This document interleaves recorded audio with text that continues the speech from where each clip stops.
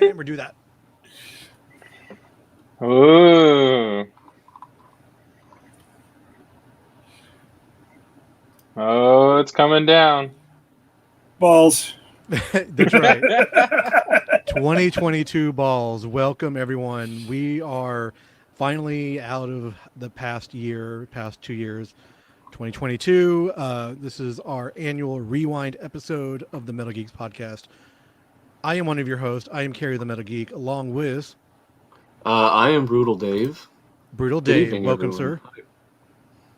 And George Tripsis. I'm detecting some metal tonight as well. What's going on, guys?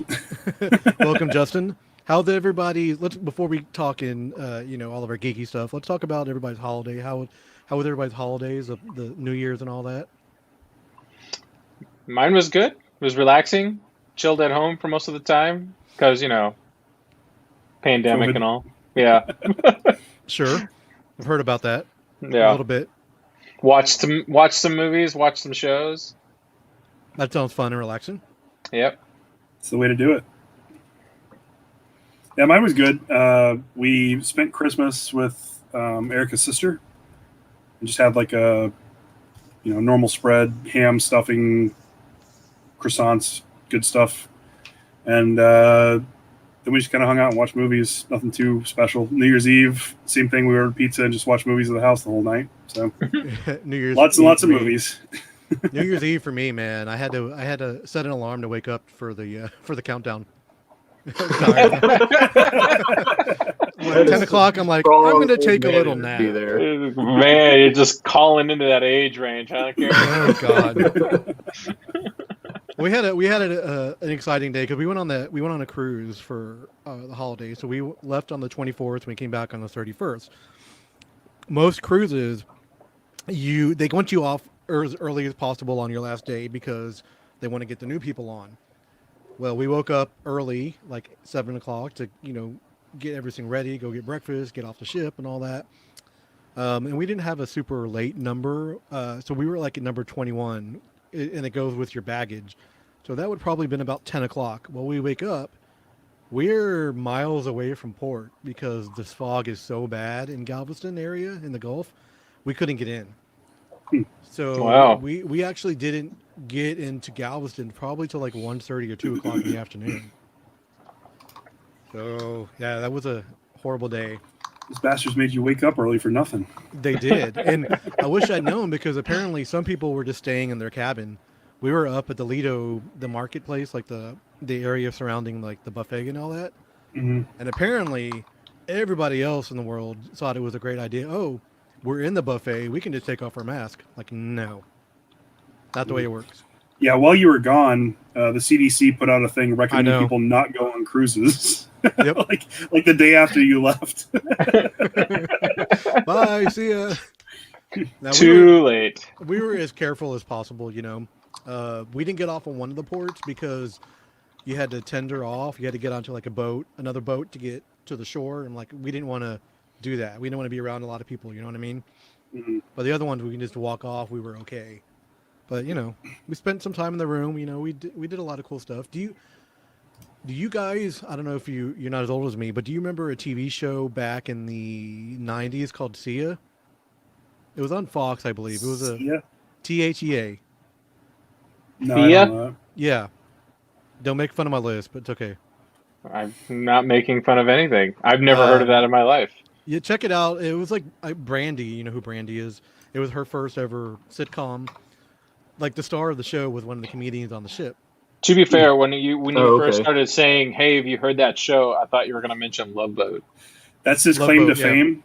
I mean, it's kind of a stretch to make him one of the star performers on your ship. His claim to fame is a 90s cartoon with Brandy in it. What are you talking about? No, sitcom. Oh, it's a sitcom. Okay. It was based on her. It was her name. Okay. I've It's actually still kind been of on a stretch. I've been on the Love Boat, which was interesting. I was on the actual ship where the Love Boat was filmed. But anyways, That's cool. it was fun. We saw Spider-Man again on the ship because there was an IMAX on there. We're like, why not? There's an IMAX theater on the cruise ship. There was, yeah. I mean, why be on a boat at that point? Why not? It was cool That's 'cause, always like, been kind of my thing. Is like I've the cruise concept has never really appealed to me, and like I talk to people about it who like to go on cruises, like Carrie, my father-in-law, other people, and they're like, "Oh yeah, no, it's great. You can do stuff, and you don't even know that you're on a boat." And I'm like, then Oh. why do I want to go on a boat? I will tell you guys, the very first night on the ship, I got really seasick. We were at Oh, dinner. shit. I had just gotten my soup, and like halfway through it, I'm like, I don't feel good. It was this. We were in the back of the ship, and it was very rocking. It was moving a lot. I'm just like, I can't do this. I couldn't eat. Couldn't So handle the motion of the ocean. couldn't handle the motion of the ocean. So I went to the cabin, and my wife, she brought the food over there, and I'm like, nope, I don't want to eat. I just like crashed out and woke up the next day, and I was fine the rest of the trip. But that first night, man, Was it Knocked me was it a similar effect as when you Googled the word askew? it was a little bit.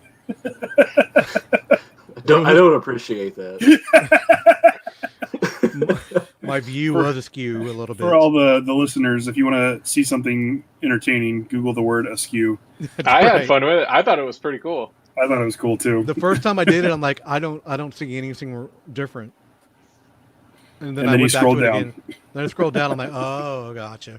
I do art and graphic design shit every day, so like even slight variations and like things not being true to square, like I notice that shit. It bugs me to death. The TVA logo in Loki, some of them bugged the shit out of me because there are some lines that don't quite line up in the design. It was making me crazy watching that show. Nice. Well, Dave? What about you? How was your holiday? It was good. Chill, just at home with the immediate family, and I got these rad new headphones, and I got new PC speakers that sound really nice after my last set finally crapped the bed after almost, God, I must have had those things for almost 20 years. They did a long tour of duty and then finally crapped out completely. So yeah, I got new stuff. Got this cool new leather satchel that's behind me. This thing. Nice. And Very I don't leathery. know. It's very leathery. Yeah. New Year's so we did that Christmas, then we had kind of a family Christmas the next week. We did tacos. We did taco Christmas. Your Sounds wife can make good. some tacos. Yep. And the New Year's just kind of hung out. I think we played some games. We did game playing on Christmas as well. We played the game that George and Catherine sent us, and everyone seemed to enjoy it. Oh, that's good. I'm glad y'all liked it. It was cool. We liked it. It was Monstrosity, which is essentially like, it's basically like one person functions as a witness, and everybody else in the round functions as like a police sketch artist. Essentially, is what you're doing. And the witness has a set amount of time to look at a card that has a monster on it, and they're supposed to memorize as much detail about it as they can, and then they put it away, and then they have a preset amount of time to tell the artist what the thing they looked like, what they saw looked like, and everybody's trying to draw it as they're describing it. And so then once that's done, you compare and then see who got the closest, and then you compare it to the actual card and make sure that the witness was actually a reliable witness, and they get points if they did a good job. And it's cool. It's funny. When George handed me my Christmas gift, because he gave everybody games, but he said I got everybody themed gifts this time, and I opened it up, and my game was called like Monster Balls or something like that. And I said something about nuts, I think. Or something about nuts. And I was like, so is the theme balls? What's up, Simon? Simon says, "Evening, gents. How you doing, man?" Hey, What's up, Simon? We played a game on the cruise. I bought a couple of games with this. I bought, it's Uno Flip. Have you guys ever played Uno Flip? Nope. I got the Marvel version. It was very interesting. It took us Is a little it while. Uno with flip cups? It's basically like Uno with flip cups. Exactly right. Take shots. No, it's there's a certain card. So it's on both sides of it. So there's a certain card. If you play it, you have to flip everything around. So one side's heroes, one side's villains, and the villains side is of course more difficult to play. It was a lot of fun. We played that like multiple times. Anybody else? What y'all get for presents? Anybody get anything good? Justin, I bet you got something Masters of the Universe. George gave me the coolest thing. He found a Black Phillip stuffed animal, which I fucking love. Yeah, it's That's pretty cool. awesome. And then Erica got me a new lawnmower, which is not terribly exciting, but it's nice to have. It's functional. It's functional. Did you get her? It's like getting like appliances for Christmas. Well, I got Erica like a really great record player system with cool. some amazing speakers, and it like rocks the whole house. It's fucking great. Nice. Yeah. What about you, George? What did you get? I got some Legos. You got Lego. Lego. There you Or go. Lego sets, I should say. And then I got the key from the Goonies, the bone key. Oh yeah. Oh, that's cool. Yeah, I got a prop replica. Catherine got me a prop replica of that. And she got me a video game, the Hot Wheels video game. Unleashed. I think that's what it's called, Hot Wheels Yeah. Unleashed. It's pretty fun. Yeah. So far, I've been trying to get all the cool vintage cars that I remember playing as a kid. Does it have like Knight Rider and like the Batmobile and all that stuff in there? It does, yeah. That's cool. Never even heard of that. I looked it up. The meta scores on this thing are ridiculous. Like it's apparently very highly rated. It's a lot of fun. Never even heard of this. Well, Kim got me a very geeky book. It's basically the Adventurers Club type of stuff. Everything that the Adventurers Club at Disney, like the Secret Society and all that kind of stuff. So it has stuff about the Jungle Cruise and the Tiki stuff and all that cool things. That's it's cool. Very geeky. Cool. Yeah. What about you, Dave? What did you get? Oh, I said I got these headphones. I got yeah, the the speakers. Got this Very satchel. I'm missing some stuff, but Yeah, me too. that was the bulk of it. That was our that was a lot our of main it. present was our cruise. So I mean, Yeah. I haven't also even got this. I haven't even played that album on it yet. so But no, that one's entirely hers. Yeah, I have my own in Christian my says, office. our good buddy Christian Renner says, to translate Justin, he got this sweet ass new record player for the River the Nile album. No, And, that one's hers. I got my own in my office. Our friend Brian on chat, Brian Fuqua, Hey, Brian. he played Uno Flip too. Thanks to Brian and his wife, they were able to get me one of those Haunted Mansion Sensi thingy majobbers, whatever they're called. Oh what? yeah. What's the Haunted Mansion scent? I don't think it's a scent. It's just the burner. Oh, Oh, I okay. got you. Oh, okay. It's I a got wax you. melter. Yeah, the wax melter. It's really cool looking. I don't know if I want to use it as a wax melter, but it's a cool little piece, you know? Cool. You should just use it as a wax melter. It's just wax. Yeah, but the actual bowl has like this really cool etching of Madame Leota in it. I don't want to mess that up, you know? It's wax. I understand the concept. It's just not mint condition if you take it out of the box. I get it. So Brian says it's Fuquay. Okay, I'm sorry. Like a weequay. All right. Before we move on to our top stuff, got to ask everybody, has everybody seen the first episodes of the Book of Boba Fett? I've Saw seen the the first first one. two. Nope. I saw the first two episodes. You saw the first two? Yeah. What's I just saw the your first one. your gut reactions to it? I wish they would have just put 1 and 2 together to make one episode, because for episode 1 was very lacking It was in short. content. Yeah. Yeah, I've only seen the first one, and when I came out the other side, I was just kind of like, there were some cool moments, but it's not really living up to the hype. The flashback stuff I feel is too long. I wish they would have done that. Have you differently. watched episode 2 yet, Carrie? I have, yeah. Oh. Yeah, It's a because really episode 2 is all flashback. Most of it, yeah. That's what I just said. there's some really cool cameos that we're not going to spoil that make their first appearance in live action Star Wars. But I mean, we'll if talk you're about on that later. social media, I'm sure you guys heard about it already. So Yeah. it's nothing that we could spoil here. I would think. All right. So how do you want to do this? Do you guys want to start with a certain topic? Do you want to do movies, TV show, video games? It's gonna your talk show, about- Carrie. You can pick which topic we start Well, with. it's a democracy. We're all going to vote. We all have a chance.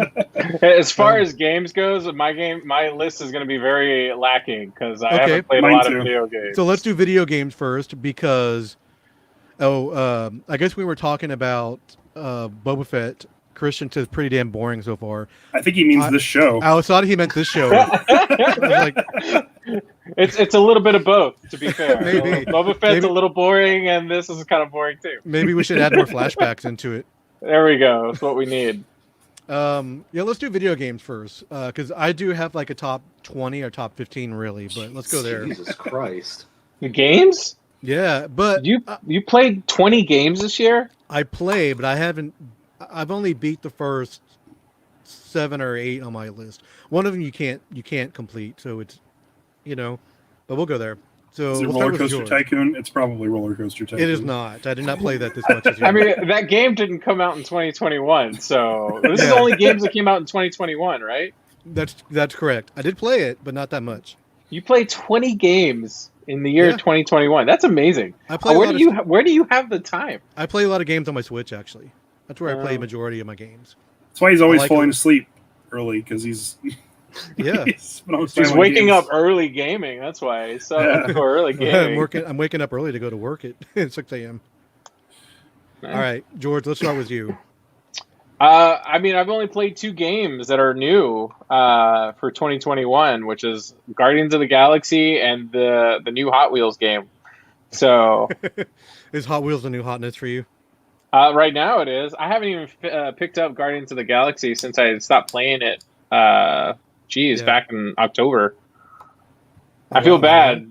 Yeah, I feel bad because I was like all about it when I first got it, but since I paused on it, I haven't picked it back up. Yeah, I haven't really gone back to it that much either. I need to though. That's one of the games I do want to complete. Yeah, But absolutely. the game. Here's what I want to say about that. It's on my list. It's actually my number 6 when we get there.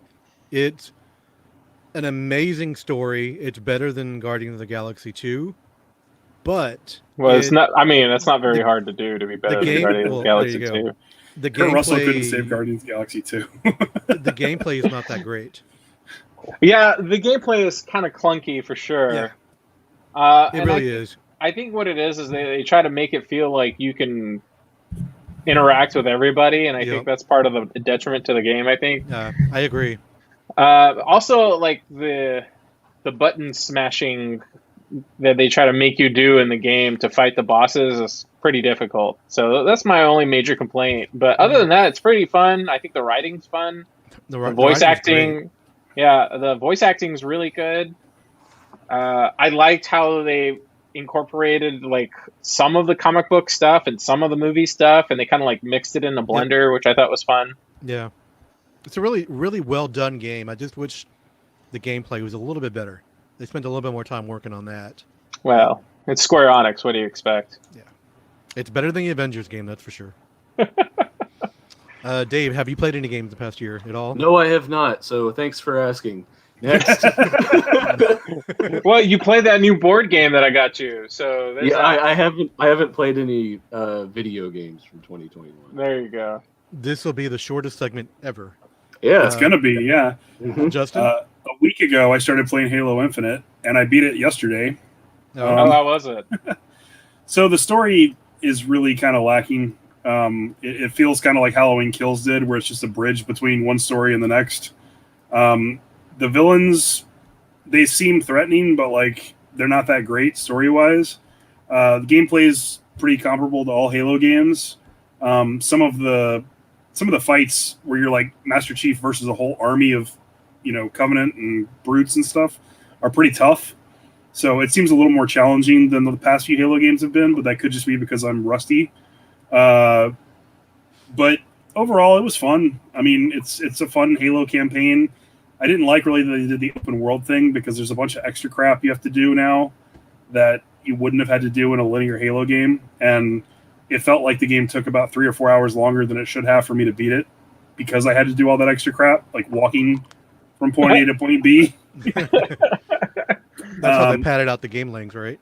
Yeah, That's well, I right. don't. When I play a game like Halo, I want to invest 4.5 to 6 hours and beat it, and that's it for the campaign. I don't want to spend 20 hours on that game because it's not meant to be Fallout. But they tried to like do some weird hybrid open world Halo mishmash thing, and I think they kind of failed at it in a lot of ways. The multiplayer is great. I haven't played a whole lot, but it's been pretty fun. Again, it's not as good as previous iterations, but I do enjoy it. Grappling hook is fantastic. That's the best addition to the game. That's what Christian just said. The grappling hook is badass, and I suck at shooters. I played maybe like the first hour of this game. I had just got to the planet, to the Halo, so I haven't really proceeded from there. But yeah, the grappling hook, that's a really fun mechanic. It's really it gets better and better as you level it up too, because you can use it as a weapon. It breaks shields, and then it leaves an electrical charge that'll injure the guys around him, and then you can just grapple to the villain and punch it, whoever it is. So it definitely has multiple uses. The grappling hook's definitely the coolest feature. I was in the beginning of the game, I would pick up like a gun or something with the grappling hook and throw it at somebody, which is always fun. Yeah, you can just grab guns too as you're running around. Especially like the last 2 bosses, they move very quickly, so they're always on your ass, and you have to like weave in and out of pillars to like not get caught. So the grappling hook's doubly useful because you can grab guns as you're trying to run by. I'll probably will play it more. How long do you think it is? How long was it?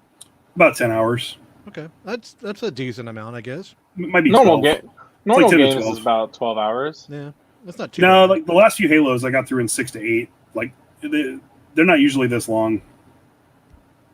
Okay. Maybe I'm just slower than most. So that's your only game on the list? I also played the Back for Blood demo that Okay. came out that you gave me a long time ago, and that's it. I don't really play a lot of games. You didn't play what's the name of the game you're all over? Cyberpunk? Yeah. I mean, it came out in 2020. I did beat it in 2021, but There I you started it in 2020. And I played one of the Assassin's Creed Valhalla expansions. That was pretty fun. But I mean, nothing new. No I got new games. bored with Valhalla really quick. Really? Did you? Yeah, I mean, I enjoyed probably like the first. But you played Odyssey, right?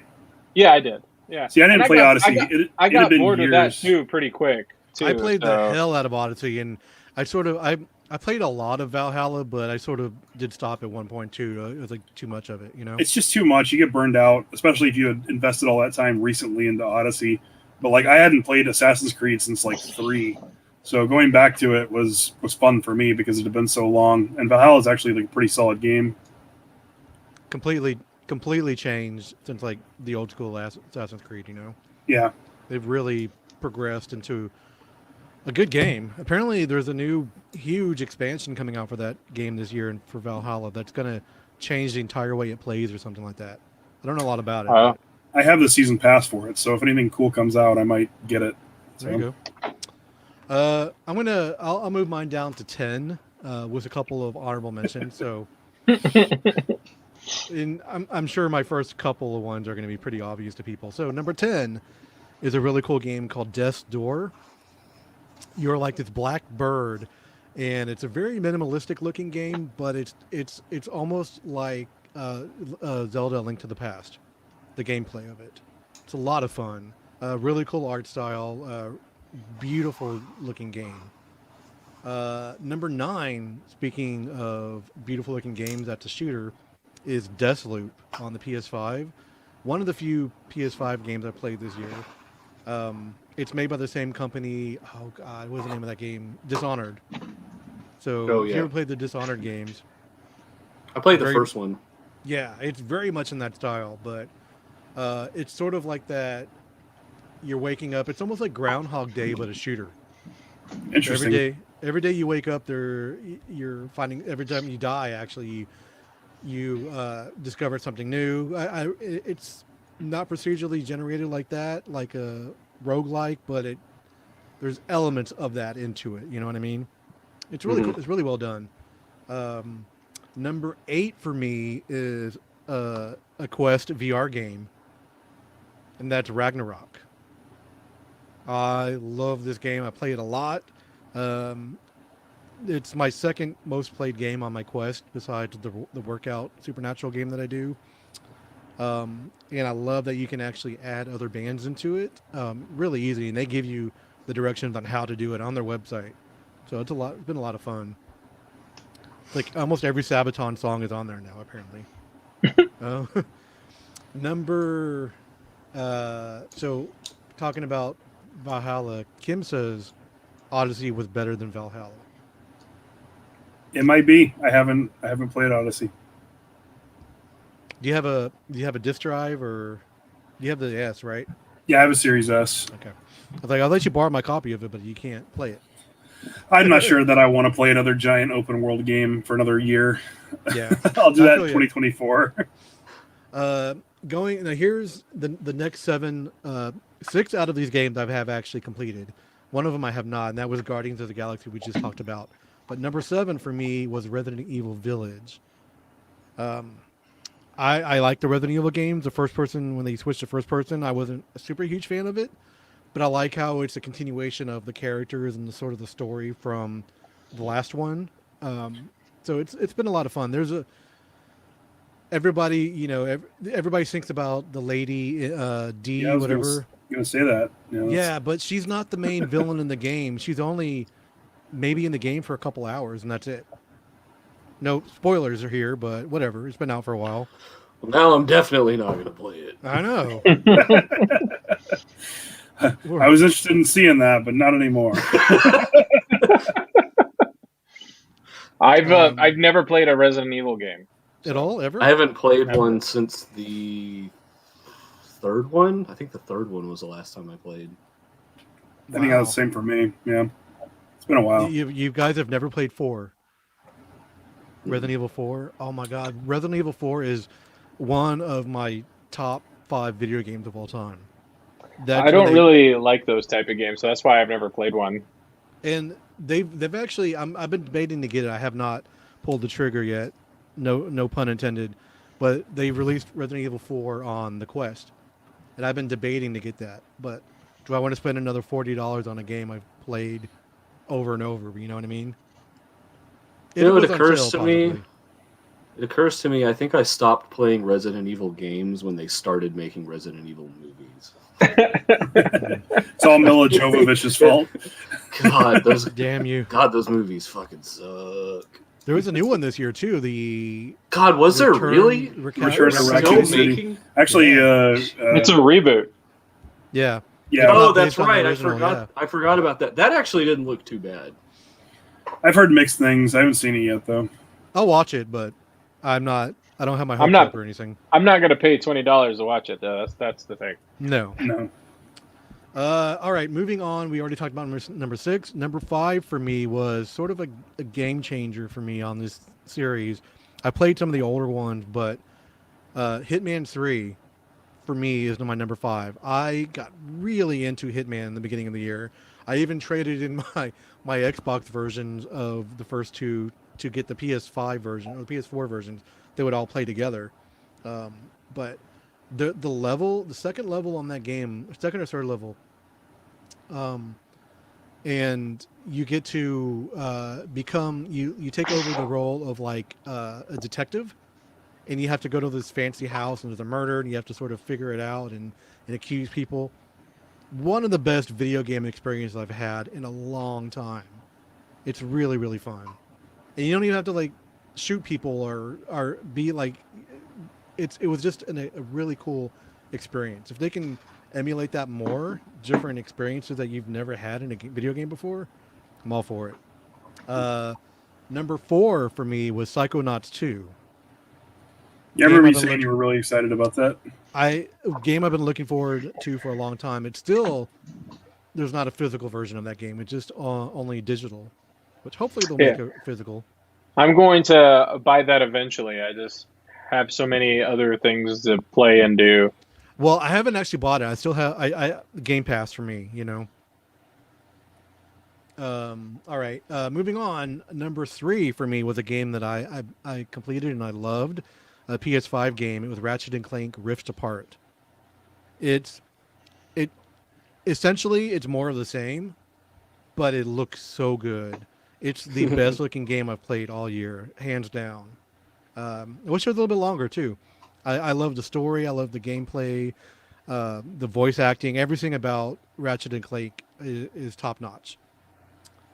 Number 2 actually has 2 in the title, and that was It Takes Two. That's not a new game. That came out last year. No, it came out in 2021. Oh, did it? Well, I played Yeah. that game too then. There you go. Yeah, so 3 games. 3 games.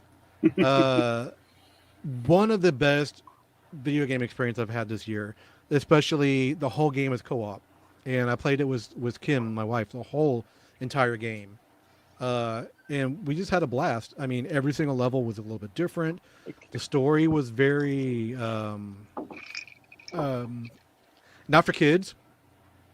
We took my my nephews to the store about a month ago, and I'm like, I'm going to get you a game, 1 game each, and they both, one of the kids, the older kid, he's like, he wanted It Takes Two, and I'm like, I don't know if this is quite the game for you. I had to like take his mom aside. I'm like, look, this game's about divorce, depression, and you have to kill childhood memories. You have to kill a fucking baby stuffed elephant. It's terrible. That's true. I never felt so terrible in a video game. Oh no, Bing Bong. Pretty much, very much like that. And so she was like, okay, thanks for telling me. But I think it is one of the best games of the year. Did you played with your wife the whole time, George? Or Yeah, well, you can't play it by yourself. No, exactly. It's impossible. So you can play it online with somebody, because with the game that comes with a code, and you could send that code to one person, but the main person would be like me, and then I could send you a code to play it, and then you can play along, and you just download like a, not like the full version, but like just a game to play, and then you can jump into my game. yeah. Which is So cool. yeah, I played it with my wife, and it was a lot of fun. She really enjoyed it too. We talked about replaying it so we can find all the mini games, because apparently we didn't find all the mini games. Yep. Always collectibles to find. Number 1 for me. Can anybody guess what it's going to be? Metroid. Is it Metroid Yeah, Dread? Metroid stuff. Yeah. Metroid Judge Dredd. That's right. That man, if they could do that, I'd be down. Yeah. I love 2D Metroidvania games, and nobody, of course, does it better than Metroid. You know, it looks really, really good. I'm glad it's a 2D. It was a 2D game, not a 3D, because I like Metroid Prime was great, but I really liked the old school, and this was a direct continuation of Metroid Fusion, which was like 15 years ago. So it's really cool. Yeah, I really want to play this one. I've always enjoyed the Metroid series. You have a Switch, right? And I do. Actually, we have 2 now. Oh, do you? Yeah. So one of my daughters, so their grandfather takes them to Dave and Buster's like on the regular, and they earn so many points that they can't spend them in the point redeem place, so they just save them up. One of my kids got a fucking Switch. Are you kidding me? for no, a Nintendo Switch for the points that she saved up. How many points is at that? Dave Like and Buster's. 100 million? You'd have to ask her. I don't actually. That's something I'm actually interested to find out. How many points does it take? I'll ask her and let you know. She said, but I forgot what the number was. Wow. It was in the hundreds of thousands. They played more area. games than you did, Carrie. Apparently. Simon says, that didn't mean for it to come out like that. Simon says, sorry about that, dude. With the progression of Metroid, my eyes and heart are open for Castlevania. Hell yeah. I was happy they released the Castlevania Advanced collection on the Switch this year, which is some of the early Game Boy Advance games where they really dived deep into the Metroidvania play style. Yeah. Couple other things on my list. The Artful Escape. which if you have Game Pass and you haven't played it, it's interesting. It's not a lot of gameplay, but you're a guy who's living in like this city by the sea, and your dad's a famous or uncle was a famous musician, and you're there to pay tribute to him. And it's just a really weird, quirky, but well done indie game. Cruisin' Blast, that game was so much fun. It's on the Switch. If you played the cruising games in the arcade, it's just like that. Okay. Yeah, it's a lot of fun. And I have Cyber Shadow on my list, which is a Ninja Gaiden type of game on the Switch, and Kina Bridge of Spirits, which is on the PS5. I'm not very far into it, but it looks like you're playing a Disney cartoon. It looks like a Pixar movie come to life. It's really beautiful. And that's it. That's my list. What was the name last of that one last called? one? The PS5 game, or The last one that you named that was like a Pixar. it's called Kena, Kena, Bridge of Okay. Spirits. Yeah. And it's like a $49 game, so it's not high end, which, some PS5 games are $69, you know what I mean? Which is Yay. ridiculous. But people don't remember, like, back in the day, man, Nintendo 64 that was game- pretty standard. Yeah, I mean, $69 was NES normal. days, you Yeah. could pay that. And then when they get down to 49, when I think Xbox first came out, Xbox, PS1, everybody's like, oh, that's a great price, and we'll stick with that. Yeah, like there's some, if you don't remember, I remember Super Mario Brothers 3 was like $60 Mm-hmm. back in the day. It's crazy. All right. Democracy wins here. Do you want to do movies or TV shows next? Movies. Yeah, let's All do right. movies. All right. And let's round robin it. We'll start with 10 and go around. Oh, we're Yeah, gonna round sounds robin good. it? All right. Sounds like a plan. Who's going to start? You want me to start? George can George. start. Sure. All I'll right, start. Let's do it. Let's do it. Let me pull up my letterbox and I'll tell you And what. I'm going to preface this by saying, don't make fun of my choices because I know you guys have seen a lot more movies than me. Oh no, mine's gonna be kind of funny.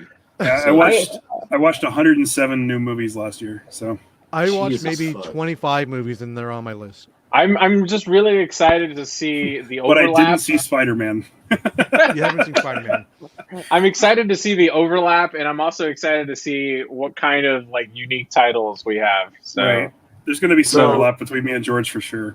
absolutely. I only watched 10 new movies in 2021. So what you're gonna get we picked the is- right number. is the list of movies that I saw, and I'll be ranking them, I suppose. There we go. That's the way to do All it. right. So number 10 with a bullet, Suicide Squad, James Gunn. That's my number 10 pick of the year. It was a lot of fun. He made me believe that Suicide and DC could be fun again. So If I had to put Suicide Squad on my list, it would be number 11. Like, it was just really just barely shy of not making my top 10. yeah, It's on my I list. I was rearranging my list up to an hour right before we recorded. So I guess who wants to go next? Justin, you want to go next? Sure. My number 10 is a movie called The Voyeurs. It was on Amazon Prime with... Oh, really? Did you watch it? I watched part of it and I got kind of bored, so I stopped watching it. Did you get to the twist? Maybe not. Maybe I just didn't. So you should have stuck with it. Because, like, I agree, the beginning of the movie is not stellar. It's just kind of good. Like, it sets an interesting premise. It's this couple's moved into this apartment that's much nicer than what they should be able to afford. And they're able to see out their window and see all these other people's apartments. And they can see this couple that lives across from them. And, like, they have all this unusual stuff going on in there. The man is home alone. He's inviting models over because he's a photographer and he keeps sleeping with them. And, like, they realize it and they're going to do something about it. So they let the wife know that he's been cheating on her with all these models and stuff. And then a fight happens and it looks like he murders the wife. And so then they're faced with this decision of what do they do, because they're not supposed to know anything about it. And they end up, trying to do something. and it backfires in a pretty magnificent way. And there's definitely a twist to this thing. It's got Sydney Sweeney in it, who I've become a big fan of. She's one of like the 3 best actresses in horror at the moment. The ending was surprising. I didn't really think I was going to like this movie as much as I did, but it's a solid top 10 for me. Wow, very cool. The twist ending is that it was directed by M. Night Shyamalan. No, because if it was directed by M. Night Shyamalan, it would not be on this list. That's part of the Blumhouse Amazon Prime initiative, right? No, this was something different. It happened around the same time the Blumhouse films came out, but it was much, much better than all the other Blumhouse films. Yeah, because none of those Blumhouse movies really did it for me. They weren't very good this year. I agree. No. They were stronger when they were on Hulu. All right, Dave. What about you? Yes, sir. My least favorite of the 10 movies that I watched this year Sing 2? was Sing 2. That's exactly right. Yes, thank you. So, was Sing 2 just as much as a jukebox kind of movie like the first one? It's the same movie as the first one, yeah. I'll probably watch when it comes to like Amazon or like Netflix. So, or Amazon or I something. mean, what's the plot? I mean, they're just like, hey, we need to save the theater again? No, it's God, I'm trying to even remember exactly what the initial setup was. It's basically that if you saw the first one, like the theater gets established at the end of the first one and it's a success and they're doing fine. So the next one opens up and like a high-end talent scout comes to one of their shows to check it out, and then basically tells them, y'all are just a small local theater and that's all you're ever going to be. And, we're not interested. You don't have what it takes to compete and operate at the level that we work at. And so it's them trying to get recognized and be seen as legitimate by it's not Las Vegas in the movie, but it's basically Las Vegas. I saw that in the trailer. This big entertainment mogul, who is your villain in the movie as well. He's a real dick. And it's them basically trying to get in good with him and get seen as legitimate and valid on that level. It's a bunch of I'm not gonna watch this movie again. It was tolerable. It was watchable. It was a gift from my youngest daughter, who's a big pop music fan and stuff like that. And so she wanted. Well, to go my see wife it, so we likes did the a first thing. one quite a bit, so I'm guessing she'll like the second one too. It's a lot of the same, and it's a movie when it's not broken, about, why fix it? Yeah, it's a movie about people who love music and performing and are chasing that passion. And so that alone, I'm like, yeah, fine, I'll watch that. I can at least get on board with that as a Kim concept. says it sounds like the Muppets saving the theater. Kind of. That's what the first one was. Yeah, I saw the first one when it was on one of the streaming services. It was okay. It was fun. It was fine. All right, Carrie, you're number 10. All right, so don't hate me. It's too late. No, I'm just The kidding. new Pirates of the Caribbean movie, Jungle Cruise, is my number 10. Wow. Yeah, I had a lot of fun with the movie. It's not perfect. It's not great. But top it's 10 worthy. compared to the movies that I've seen. Yeah. We watched it again on the cruise, actually. At night, they have this big screen above the pool, and they show movies at night. It's a lot of fun. Just hang out out there and watch movies. Yeah.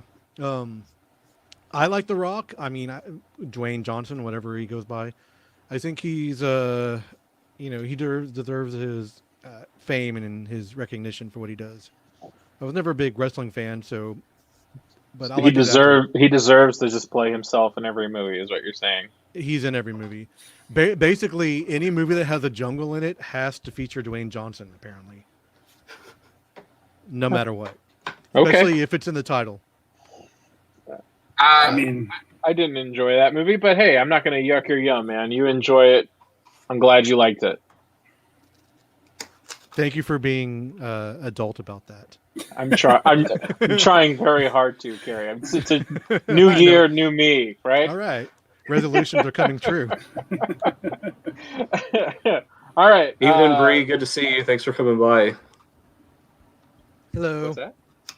Oh, it's responding to chat. Oh, cool. I don't know you, but hi. Hello. Bree was at our house for our hangout night. Oh, okay. Yeah. Oh, I think I cool. saw her in passing then. Yeah. All right. So my number 9. It pained me to put this on my list. I didn't want to put it on here. Why did you? Because I enjoyed it, and it's probably the most fun I had in the theater in a while. Okay, well, there you go. Considering how I didn't see that very many movies in the theater this year. I think I know what it is. I do too. Yeah, I didn't love it, but I didn't hate it. And Did the it first- star certain Ryan Reynolds? no. Oh, God, okay. no. It's It was on Ghostbusters. different then. No, it's not Ghostbusters either. It's What? Spider-Man No Way Home. Oh, Okay. see, Yeah. I haven't seen it yet, and I feel like if I did see it, it would earn a spot on my list somewhere. Yeah, that's what I Everybody's said raving about too. it so highly, I was but- like, it doesn't deserve my praise either because everyone in the world, all except for Justin, have seen this movie. But like, It is one of the 10 movies I've seen. Yeah, It's just genuinely a lot of fun. Yeah. it is. Unfortunately, the first act and a half is terrible. Like the setup of this movie is stupid. It's really bad until the villains show up. And Yeah, once the villains show up and Tom Holland's no longer the focus, the movie really clicks into place. Kind of just shows me that I don't really like Tom Holland, probably. That's what it sounds I like. do. I like him a lot, but I feel like the movie didn't really get going until the worlds started crossing. Then Right. It was a hell of a lot of fun though, and I enjoyed it more than I thought I was going to. And Same.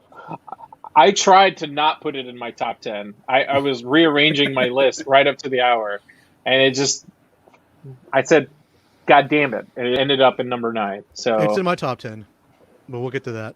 there we go.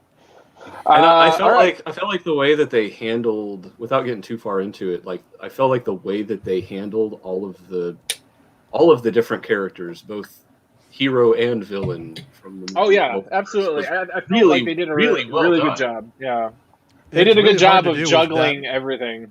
Really hard to Yeah. do with that many people Yeah, trying to be a focus of, you know? Well, considering how much of a shitbag Spider-Man 3 was, and they had half of the people that was in this movie. Yeah, true.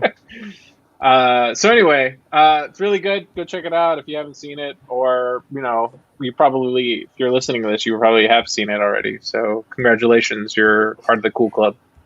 I'm not in the cool club. What's the rest of the millions of people that have seen it? It's a big club, Billions but- now. It's a Billions, billions. Yeah. All All right, Dave, Justin, you're number 9. Oh yeah. My number 9 is Ghostbusters Afterlife. It was a really fun, nostalgia-filled throwback. I thought all the kids did a pretty good job. It was a totally different feeling than the original, because the original, all the guys were lifetime friends, or at least had known each other for 20 years and had already developed a sense of camaraderie, whereas the kids were all kind of new and figuring out who they were and how they fit together. I mean, there's a character named Podcast. I mean, come on. I hated it. That he was not the best character in my opinion, but I liked Podcast. the Podcast was fine. rehashing the Ghostbusters 1 storyline. I don't know if it would have been better or worse if they had done something different instead of that, but it really kind of reminded me of the game that was intended to be the third movie. Yeah. In a lot of ways. But the game was so much better. The game was better than the movie. I'll give you that, George. But I still had a lot of fun watching this. I didn't expect to like it as much as I would. Yeah. I thought felt the same way. I enjoyed it more than I thought I would as well. that's why I thought that's what you were talking about. Well, and the opening scene was such a great hook that Yeah. like when that opening sequence was done, I was like, "Fuck it, I'm in. Let's see where this goes." Yeah. There's a lot to like in this movie. There's so much to like, and it really just upsets me so much when it shits the bed right when the fucking demon dog show up. The whole movie just like drives off of a fucking bridge and crashes and dies. Okay, important question for you, George. I know you're talking shit about it, but I'm not talking shit. Will you buy enjoyed the poster? movie. It depends what the poster looks like. Uh-huh. Yeah. He'd buy this before he'd buy the other Ghostbusters poster. That's true. You lost me on that one. We don't talk about that movie. Yeah, that movie's terrible. Oh, okay, I got you now. All right, Yeah. who's next? Is it- Dave. Oh, is it me? Okay. Yeah, you're number what was 9. What's the My ninth second- movie you saw? my second least favorite of the 10 movies that I saw this year. Home Sweet Home Alone. Oh God, Oh God, what is that? Home Sweet Home? Or man, Home Sing Alone? 2 must have been awful. So I have to ask, what possessed you to watch it in the first place? Because I have a family with kids, and at least one of those kids is like kind of obsessed with the Home Alone movies, and Oh. she really wanted to watch it. Oh, So- okay. I know we had a discussion about this earlier. Dave, You have and you get a pass because you have kids. So okay, I'll go ahead and pre-warn you. My entire list is family movies and Marvel movies in essence. That's basically and okay. There's one that I don't know. It probably still falls in the family category roughly. So never mind. So All right. yeah, my whole list is going to be family and. So best part of Home Alone, Home Sweet Home. the credits. But it had the chubby kid from Jojo Rabbit, right? I haven't seen Jojo Rabbit, so I didn't know who that kid was. I gotcha. So, God. We got an important question from Bree. Okay. Is this why people have kids so they can get away with watching awful movies that they might secretly like? Maybe some people do. I will watch those movies anyway. I do too. I Like- have no shame. So will George and I. We watch everything. I will. I like, watched Jingle All the Way twice this year. That's a Did you watch quality, Single All quality the Way film. too? No, I didn't even know it was Larry a the sequel Cable Guy is until where I draw the line. I didn't know I didn't there even was know it a was Larry sequel the until Cable it Guy. popped up on my on the Disney Plus app. Yeah, the second one has Larry the Cable Guy as the star. Yeah. Oof, That's where I draw my line. Yeah, yikes. Line in the sand drawn. Nope. All right, Carrie. Larry the Cable you're, Guy, Melissa McCarthy. All We're right, at Carrie, you're number number 9. Yeah, you're number Uh, 9. Ending to a series that I really enjoy. I really just like just turning my brain off and watching these films. They've been around for a long time.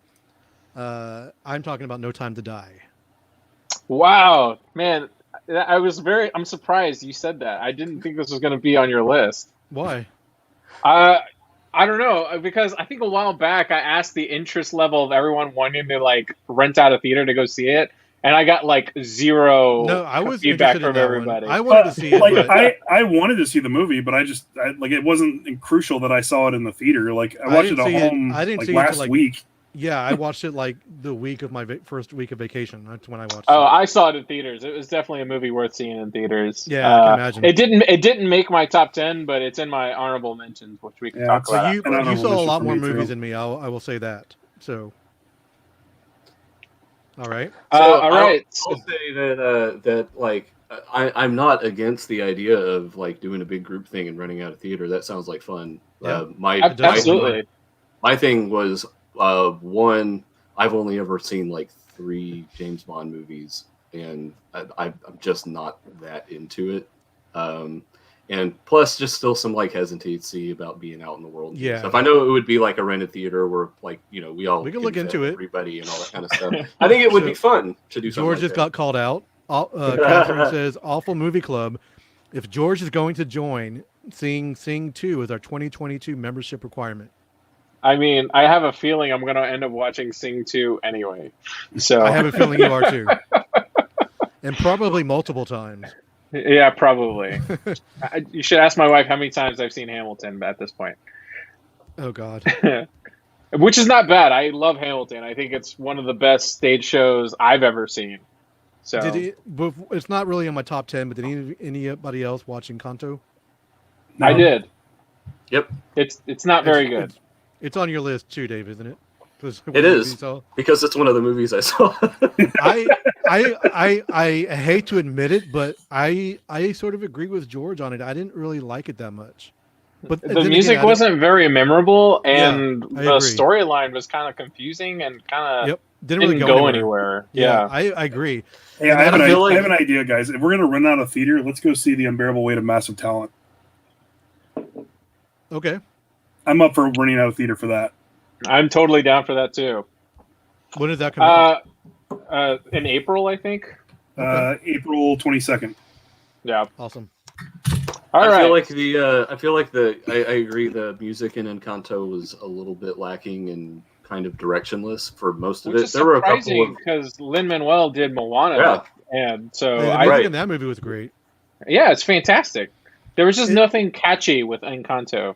not really. There was a couple of moments where like there were some good turns. I mean, he doesn't write complete garbage, you know. So, Brian's in for that Nick Cage movie.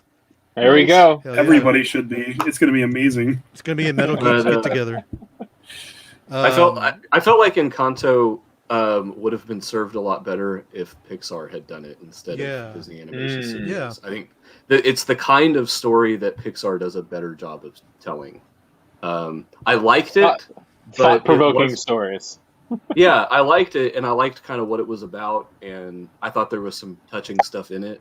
But I feel like if Pixar had done it, it would have landed a lot better. Agreed. It would have it would have pulled at your heartstrings a little bit more. Everything about it would have just been a little bit better. Yep.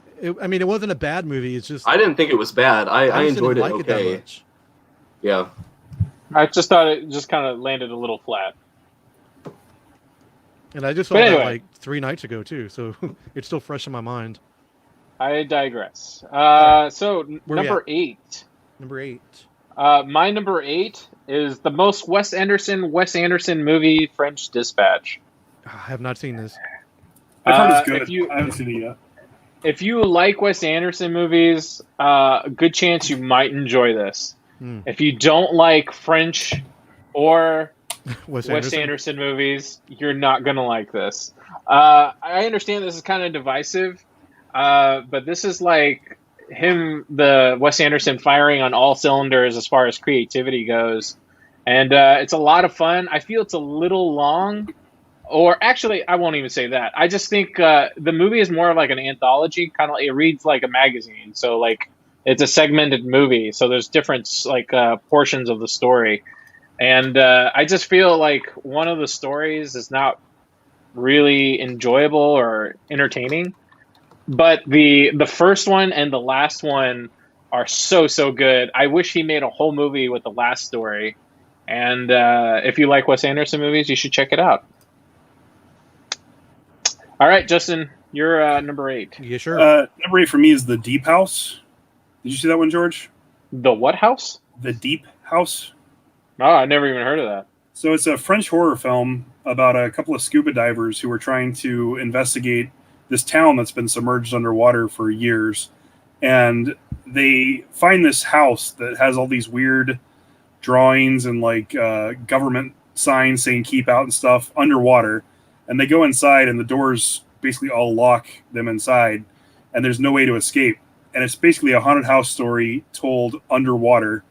It has some amazing effects, some stuff that I've never seen before in a horror film, and some incredibly creepy moments. The ending falls a little bit short on it, but all of the other stuff more than makes up for it, in my opinion. It's one of the most original horror films I've seen in probably 5 years. So where did you watch it at? On Vudu. I bought it. Oh, cool. It's really, really excellent. If you're looking for something different, cool. I would recommend checking this out. Cool. All right, Dave, you're number 8. Justin, what was the name of that movie again? It's called The Deep House. DEEP House. All right. Thank you. My number 8 was Black Widow. It was not good. No. Florence Pugh was great. Everything else about it sucked. She's amazing. It's in my list of movies that I saw, but it's not in my top 10. I enjoyed it, but terrible. If you saw it's not even in my top 100. No, it's a terrible movie. It's bad. It's bad. It is very bad. The only thing good about that movie is the opening, and then that's when the movie stopped being interesting. Florence Pugh's pretty great through the whole thing, but the movie itself is shit. Mm-hmm. Haters gotta hate. Carrie, it's a bad movie, dude. It's a bad movie. I'm sorry, man. Have you all seen Eternals? We get it. You're a Okay. Marvel fanboy. We get it. So I'll go ahead and just spoil this one. Eternals is the next one on my list. I thought Black Widow was worse than Eternals. Oh wow! Eternals comes out on Disney Plus next week, so that's when I'm finally going to see it. I sort of like I- Eternals, but it's a slow burn. It's not a slow burn. I'm not it's even just interested slow. to watch it. Just That's a how burn. bad it is. All right, Carrie, you're number 8. My number 8 is an animated movie. I believe it was made for Netflix. It was The Mitchells versus the Machines. Hey, that's a I've great heard movie. that's really good, and my family watched it and said that I would enjoy it, but I haven't. Yes, sir. It's really fun. It's done by the same team that did Spider-Man Into the Spider-Verse. There was a lot of quirkiness to it. There's a lot of really cool animation styles that are It's mixed a lot of into fun. it. Yeah. It's a lot of fun. It's more fun than it should be. I have that in my honorable mentions. I didn't make my top 10, but it was really close. Okay, cool. All right, so we were on 8. So my number 7 movie is a video game movie, believe it or not. Resident And- Evil. And it's probably one of my most favorite things I watched this year because it reminds me of so much of Clue. I know what you're gonna say. Clue was one of my is one of my favorite movies. Me too, actually. So Werewolves Within is the movie I'm talking about. If you haven't seen it, I highly recommend it. It's sharp, it's funny. It's got Milana the- Vaintrub in it, and she's amazing. A lot of who? Yeah, she's funny in it. A lot of who? And Milana Vaintrub. Oh, okay.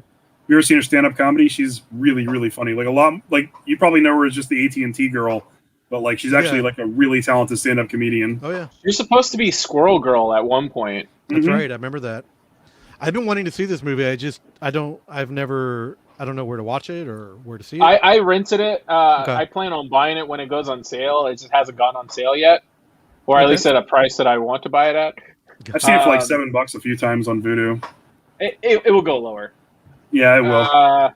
But anyway, I really enjoy it. It's a lot of fun. The fact that it's a video game blew my mind at the end of the movie to find out that this was a video game. It's a card. It's sort of like a board game, card game thing too, like Werewolves. I played that a lot.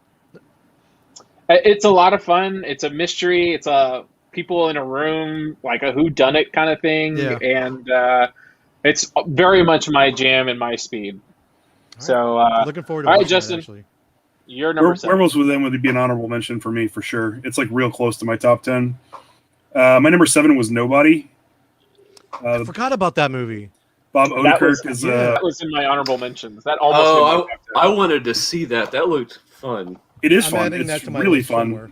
Bob Odenkirk fucking killed it, but Christopher Lloyd won that movie. I agree.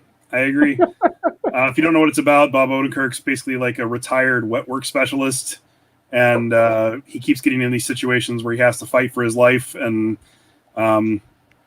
it's just 2 hours of him kicking ass. Let's do another John Wick movie. over his daughter's. Let's do a John Kitty Wick cat movie. bracelet. Right, but who can we get? How about Bob Odenkirk? That's the first Man, person I think about. Bob Odenkirk got in some crazy shape for He that movie. did, dude. Mhm. I heard him on a podcast interview right before the movie came out. I mean, he's like talking about his workout schedule. Crap, dude. More And power to you.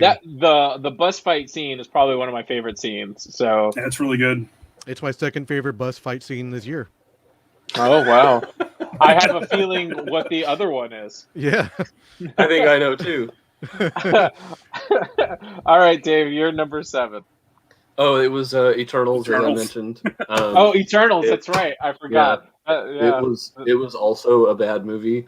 It was a movie that was more ambitious than it had any right to be. My teenage daughter, actually, we were talking about it the other day, and I was actually cracking a joke about the movie because she hated it. She said that movie should have been a Disney Plus series. I It's agree like, on that one. that actually is a really good idea. That's probably a better way for them to have handled all of that, was to do it as a series. But they already sank like $250 million into it. So Sank is right. It was a long, drawn out movie with no clear point. To be There were too fair, many- that is exactly what a Chloe Zhao movie is generally like. I've never seen any in her ever work, so Hmm. I know it's really slow and boring from what I hear. From you, they're slow burn art house movies for the Mhm. most part. There's too many characters to try to Agreed. establish. The movie is not like completely irredeemable. There were things about it that I did enjoy. I really liked Gilgamesh and a couple of the other characters I enjoyed, but like there's what's a plot and why God, there were 9-10 main cast. There's like main 10 main characters. cast members. Yeah, It's too fucking many because they're like trying to establish backgrounds and all this Yep. stuff on all of these characters and also make you care about them. that's where the And that- Disney Plus series makes sense. Yeah, they could have done it better that way. I think it's not like a completely irredeemable movie, but it's also not very good, and it feels like it was only put in here as an excuse to introduce new cosmic concepts Yep. into the MCU. It's a way to introduce the Celestials. And that feels like the only reason that this movie exists is so that they 2021 was the year of Halloween Kills, man. It was just a bunch of movies that bridge stuff. Yeah. Mhm. I forgot about that movie. I watched that. It's not on my list though. All right, Carrie, your number 7 movie. My number 7 movie is a movie we've already sort of discussed, and that was Ghostbusters Afterlife. All I right. had a really good time in the theater watching it. I mean, of course, there's things they could have done better. I would have done differently, but not my movie. And Hey, they put the bug eye ghost in there. That made it for yeah, me. they did. They put a Deadite in there, which was great at the coffee counter. I didn't see enough Deadites in this movie, but it was a lot of fun. I mean, it was interesting that there's a couple parts, and I'm not going to spoil it for anybody who hasn't seen it, which I wasn't really enamored with. So I thought it was a little cheesy, but I wish they did a little bit more with the sexiest man in the world, Paul Rudd. I just wish they had cast somebody else as the mom. The mom was like the thing dragging the whole movie down because she sucked. I don't disagree with that. She seemed out of place. Everybody else was great. She just kind of sucked. It took me a long time to figure out where she was from, and she seemed like she was trying to be in a different movie than the movie she was in. She's trying to be in a more drama movie. I know her from Fargo, which is totally different than in Ghostbusters, but yeah, it's still a fun movie. It's on digital now, right? So you can rent it. Yeah, Okay. I I'm think gonna have to watch it again. I'll wait for it to come out on streaming. What, Brian? I cannot believe that. I have not seen a single Ghostbusters movie, not by choice or anything. I just never think about it. All right, dude.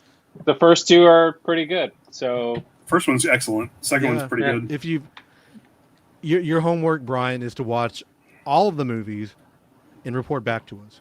Just watch the first 2. And play the video game. And play the video game. You have to watch the video game is a legit good sequel. It is. It's really good. Yeah. It's true. All right. My you got? number 6 movie, The Night House. Justin and I have talked about it before on this podcast. It's a really good movie. It's a strange movie to explain without really spoiling anything. So I want to try to not do that. But it's about this woman who's going through. She just experienced some tragedy, some grief in her life. Her husband recently passed, and it was in very unforeseen circumstances to her. And the more and more she tries to figure out why this happened, some weird shit starts happening around her and her life, and she starts to uncover shit she probably didn't want to experience. Or know about her husband. And the movie is, like I said, about grief. It's also about tragedy, but it's also about, do we know the people that we think we know, and how do we process what we know about them, and our lives after those people are in our lives. And then there's some really cool, creepy, tense effects in this movie. I really dug it. been in my mind, and ever since I've seen it, I haven't stopped thinking about it. So The Night House. And that's why Yeah. it's my number 2 movie of the year. Oh, Wow. spoiler. spoiler alert. Edge of the seat. Like the whole time I was watching it, this movie's just full from beginning to end with tension. Is this streaming somewhere now? Yeah, you can. Well, I'm not sure if it's streaming anywhere, but you can buy it on. Most Yeah, of the I places you rented buy it. digitally. So I bought it's it on like Vudu. $5 on Amazon. Like it. There's no other way to describe this movie, but just like full of delicious tension. Like it's it's an experience. I was fortunate enough to see this. I've never heard anybody describe tension as delicious before. Well, okay, so like when I think of tension, there's 2 ways it can be. It can be enjoyable, or it can be anxiety-inducing. Yeah, okay. And it's like when I watched Uncut Gems, it was anxiety-inducing tension from beginning to end. This movie, it's enjoyable tension from beginning to end. And that's the best way I can really describe it. I absolutely love this movie. I feel like it's, a lesser-known masterpiece that is going to blow a lot of people's minds when they finally get around to watching it. The effects are so cool. The villain was really well done. Like George is right, you can't really tell much about the movie without giving so much away. But he did a pretty good job of explaining the plot without doing so. So I'll just kind of leave it. I'll just kind of leave it at what George said, and just say that if you enjoy horror, if you enjoy slow burn movies, if you like tension in your horror movies, you got to see this one. I just wish that more people could have seen it on the big screen because I think it really amplifies the effect. Oh, absolutely. There's some really, really cool effects that I've never seen before done in a horror film, and I thought it was really cool. Yeah, I loved it. All right, Dave, you're number 6. The next few are all kind of like, I guess like the next 3 all sort of run together a little bit. So I'm not sure how they actually rank up. They're all kind of equal, sort of. But I'll say 6A, 6B, 6C. Sure, but that's going to cover 6, 5, and 4. So I'll say Luca by Pixar. Oh man, I really like this movie. It was pretty good. I didn't love it, but I enjoyed it. It was this was like a hair away from being in my top 10. It's like Really? number 11 on my list. Yeah, I didn't like it as much as that, but I thoroughly enjoyed it. It's probably one of, if not the best, one of the best animated movies of the year. okay. I had a good time watching it for sure. I thought it was enjoyable and fun. It was a cool concept. I loved the world that they built. It just Coming to Disney World soon. Have you seen The Spine of Night, George? Spine of Night? It sounds vaguely familiar. It's supposed to be like a heavy metal style animated film with like lots of music and stuff. It's a horror film. I've seen the trailer. Yeah. I've seen a lot of previews for it. I haven't watched it yet. I was just curious if you had seen it. No, I've seen the previews, but I haven't seen it. It looks a lot like Fire and Ice, is what it looks like. Yeah. Anyway, do we get Justin's number 6? No, my number 6 is Lamb. For me, oh shit! I'm sorry, I skipped over you, dude. I didn't. No, it's cool. It's fine. I was talking about Night House. I was ranting. So, so Lamb from A24 or Dyrid, however you want to call it. It's a Swedish film about this strange creature that's born one day in Iceland that is a lamb with humanoid features, and these people take it in and raise it as if it was a child. And the husband was definitely fucking those sheep, huh? Well, they imply that in the beginning, but then never really circle back to the joke. Because it's intended to be a horror movie, or at least like a dark fantasy movie. There's not a lot of humor, but there is a lot of like really strange moments. It's a movie of moments, not necessarily one continuous flowing thing. And again, it's a movie that's very hard to put into words because there's so much unusual stuff that happens.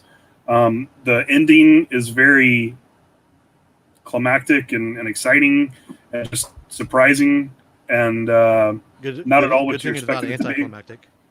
I haven't seen the movie yet, but I'm hoping it ends with them eating lamb chops. It does not. Damn it. It does not. I'll tell you that. That's the ending I would have written. You will be surprised by the ending, I think. Okay. Anyways, I loved it. it's one of the better A24 movies that's come out in the past couple of years. So I recommend it pretty highly. All right. All right, Carrie, since I already did Dave, sorry. I didn't mean to Thanks, skip over you Jeff. again, Justin. That's fine. We're on number 6. Yeah. Yes. My number 6 is a documentary film, actually. It's Roadrunner. Oh, wow. Yeah. Not allowed. Why not? Veto. Nope. I don't know. I veto your It's never. veto. It's never been done. Roadrunner. That's the Anthony Bourdain Anthony documentary. Bourdain. Yeah. Thank you. Yeah. I'm The a, official documentary. Yeah, I'm a longtime fan of him. It was just a wonderful examination of his life and his legacy. It was just a great film. Now, that was a movie that got into some hot water because they used AI to fake his voice, right, for the voiceover. That I never heard. Yeah. But I mean, But they I- were pulling. This is the Val Kilmer movie? No, this is the Anthony Bourdain Bourdain movie. Oh, right. Yeah. Val is on my list, but it's actually not in my top 10. I All enjoyed right. that documentary too. Yeah, it was So pretty good. you would say Roadrunner is really good, or just because you're a big fan of Anthony Bourdain? Probably a little bit of both. Probably a lot because I'm a big fan. But if you're interested in his show or his style at all, I Mhm. definitely recommend watching it. All right. So moving on to number 5. My number 5 movie. I'm surprised this wasn't higher on my list, but I guess that goes to show you how many good movies there were this year. It's Last Night in Soho, Edgar Wright's new film. That is my number 5 film. You know what my number 5 is? Last Night in Soho. Last Night in Soho. Hey, all right, cool. Some And guess overlap. what? You know what my number 1 is? Last Night in Last Soho. Night in Last Soho. Night in Soho. Spoiler again. I actually watched this movie 2 nights ago. in Oh, wow. preparation. I'm like, because I never watched it, so I rented it. I'm like, I've got to watch it. I really want to watch it. Yeah. It's good. really cool. It's a great movie. Like, Edgar Wright's really proving himself to do something that he's never done before.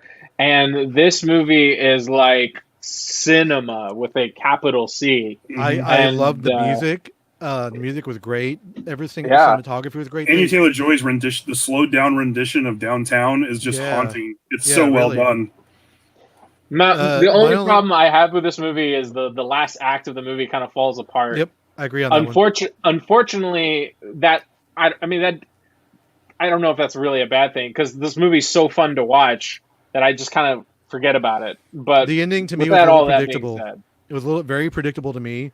And the main girl, I don't remember the actress's name, but she was in. Mackenzie Thomason. There you go. Her voice was a little annoying to me in this movie. It was like a little too mousy and a little too. I was like, you got to change something here. But that's my All only right. complaint. That might be All right, just Justin. me being a nitpicker. you're number 5, Justin. The number 5 for me was The Harder They Fall. Oh man, I haven't seen that yet. I've been wanting to Me watch either. that. Oh man, George, it would be on your top 10 list for sure. Like It's in my watch list. I just haven't watched it yet. it would be a top 10 movie for you. I almost guarantee it. It's got an all-star cast of like some of the best actors that are out there. It's a Western, great story. I've heard nothing but good things about it. Like it's a great drama. All the characters have really great backstories. Everything's really fleshed out. If you enjoy Westerns at all or action at all, you will love this movie. That's Cool. all I can say. That sounds good. Dave, you're number 5.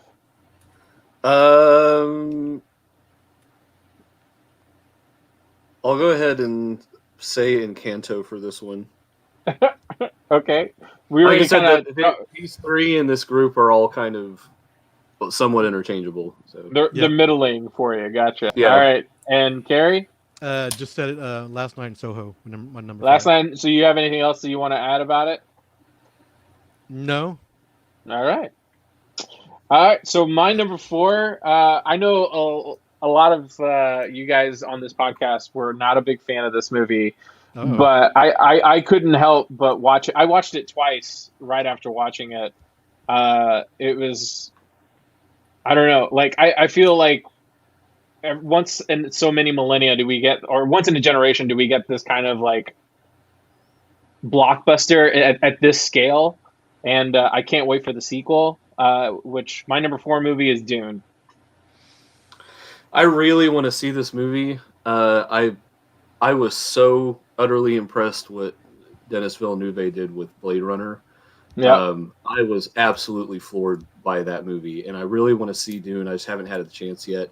I want to see it because of his involvement with it, and I'm excited to see what he does with it. But that being said, I tried to read Dune, and I didn't make it through. I couldn't. I didn't like I listened it. I didn't like to it. I listened to an Audible, which was had an audio drama to it, which was a lot more entertaining for me, and that was probably the only way I could get through that first book. But that being said, it's surprising how faithful this movie is to the book, and then also how much they omit and condense to make this movie more streamlined and how different it is from the original film. The original film is pretty close until they basically were trying to smush too much into an hour and 45 minutes movie. And this is apparently a topic of discussion in chat now. Yep. yeah, apparently. Jeff says that Dave guy is cute. Thank you, Jeff. And anyway, Dune's great. I love the scale. I love the action. I think everyone is doing a phenomenal performance. I didn't even mind Jason Momoa, where I think he's most of the time playing Aquaman. So, this is one of the movies that I saw in the theater. A friend of mine had rented out a theater to watch it, and I might be in the minority here, but it's definitely not in my top 10. I've just never been a big fan of the Dune series and book and anything. But I don't understand how you're a Star Wars fan and don't enjoy Dune. Because Star Wars is full of action and there's not a lot of lulls in the first movie, whereas Dune there's a lot of action in Dune when you get to it, but there's a lot of slow parts in Dune too, especially in the beginning. Dune is so hard to access the first time. Like getting into the first movie is tough. I enjoyed it. I think Denis Villeneuve did a great job of making you feel vulnerable like Cal Kestis does, and like how he wants his father approval so much, and how he's like being groomed to be a warrior but be a Jenny Deseret, and I don't know, it's just a great movie. The only time that I kind of got lost in the weeds was there was a little bit of the political intrigue that the movie kind of gets they kind of rearrange some things that happened in the movie versus what happens in the book. So I was a little lost on where they were going, but for the most part, the movie is pretty spot on. But anyway, I digress. Justin, you're number 4. My number 4 is Pig. Nice.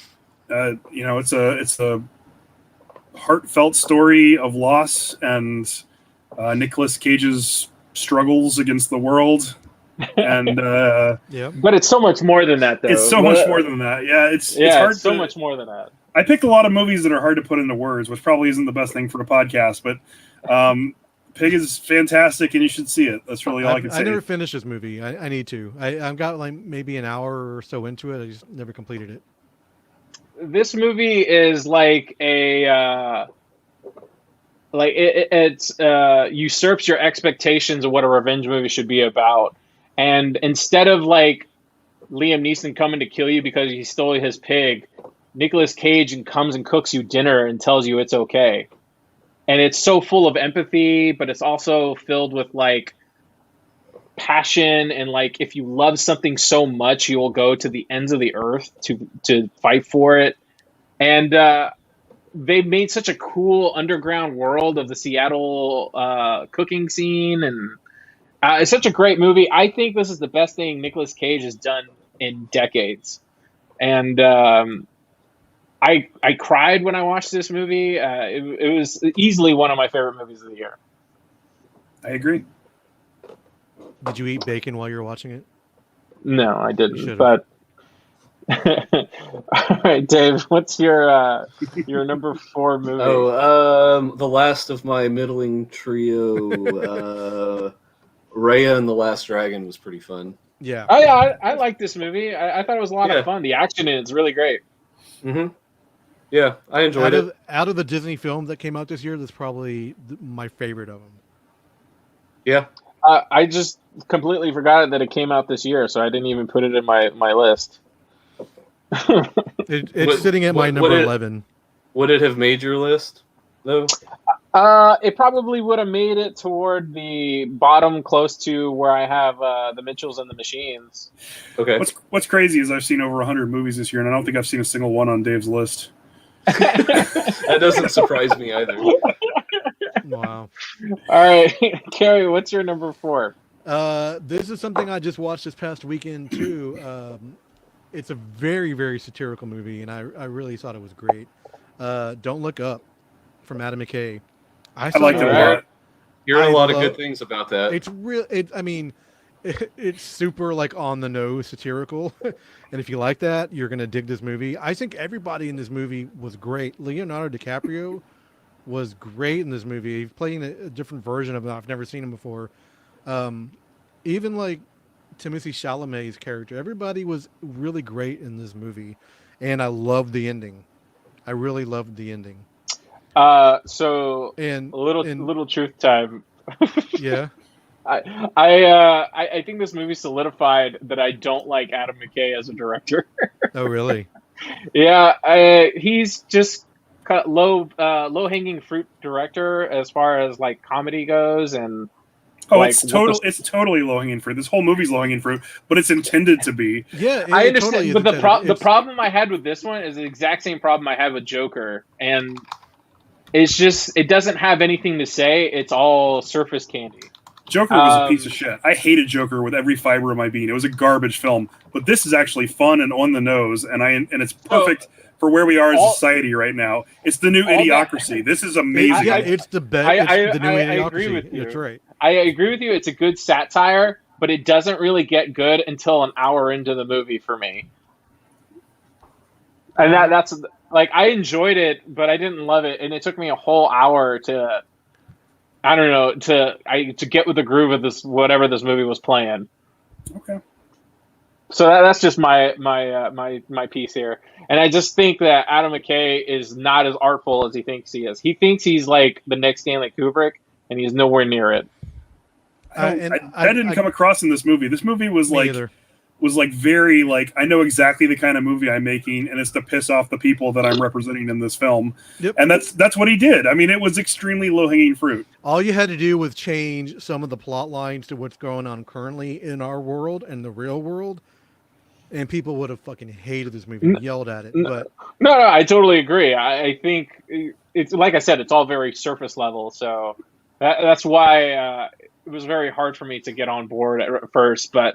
Like I think once we get once he starts becoming Leo's character becomes a celebrity, then I started kind of like, okay, I could see where the fun is in this movie, but the first half of it, I wasn't enjoying it. Jonah Hill in this movie. Jonah Hill was great. So funny, funny. Did you stay till the very, very end after the credits? Mm-hmm. Yeah. Okay. Yeah. Stay to the end. I did like the ending though. I thought the ending. I was so glad that they stuck to their guns. Yeah. Me too. All right. So we just did number 3, right? That was number 4. Oh, number 4. Oh, so my number 3 movie is what Justin said earlier. My number 3 is Pig. There's not enough that can be said about this movie, and it's sad because I don't think a lot of people are going to watch it, or they're going to watch it and expect one movie and get something else. Try to keep an open mind when you do watch this movie. It's great. I wish that this movie is going to get some like Oscar nods, but I don't think it will. But it would be great if it did. It might. I mean, there's not that many contenders this year. Yeah. So it's true. So that's my number 3.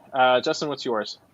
Well, I'm pretty sure none of you watched this, but Evangelion 3.0 plus 1.0 Thrice Upon a Time.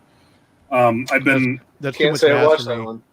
Well, I've enjoyed certain anime since I was a kid, and Evangelion's been something that's been in my life since I was a teenager. And when they remastered and rewrote the entire story and released it as 4 movies, each movie got progressively better. And I was really waiting for the last one, and I've been anticipating it for almost 10 years.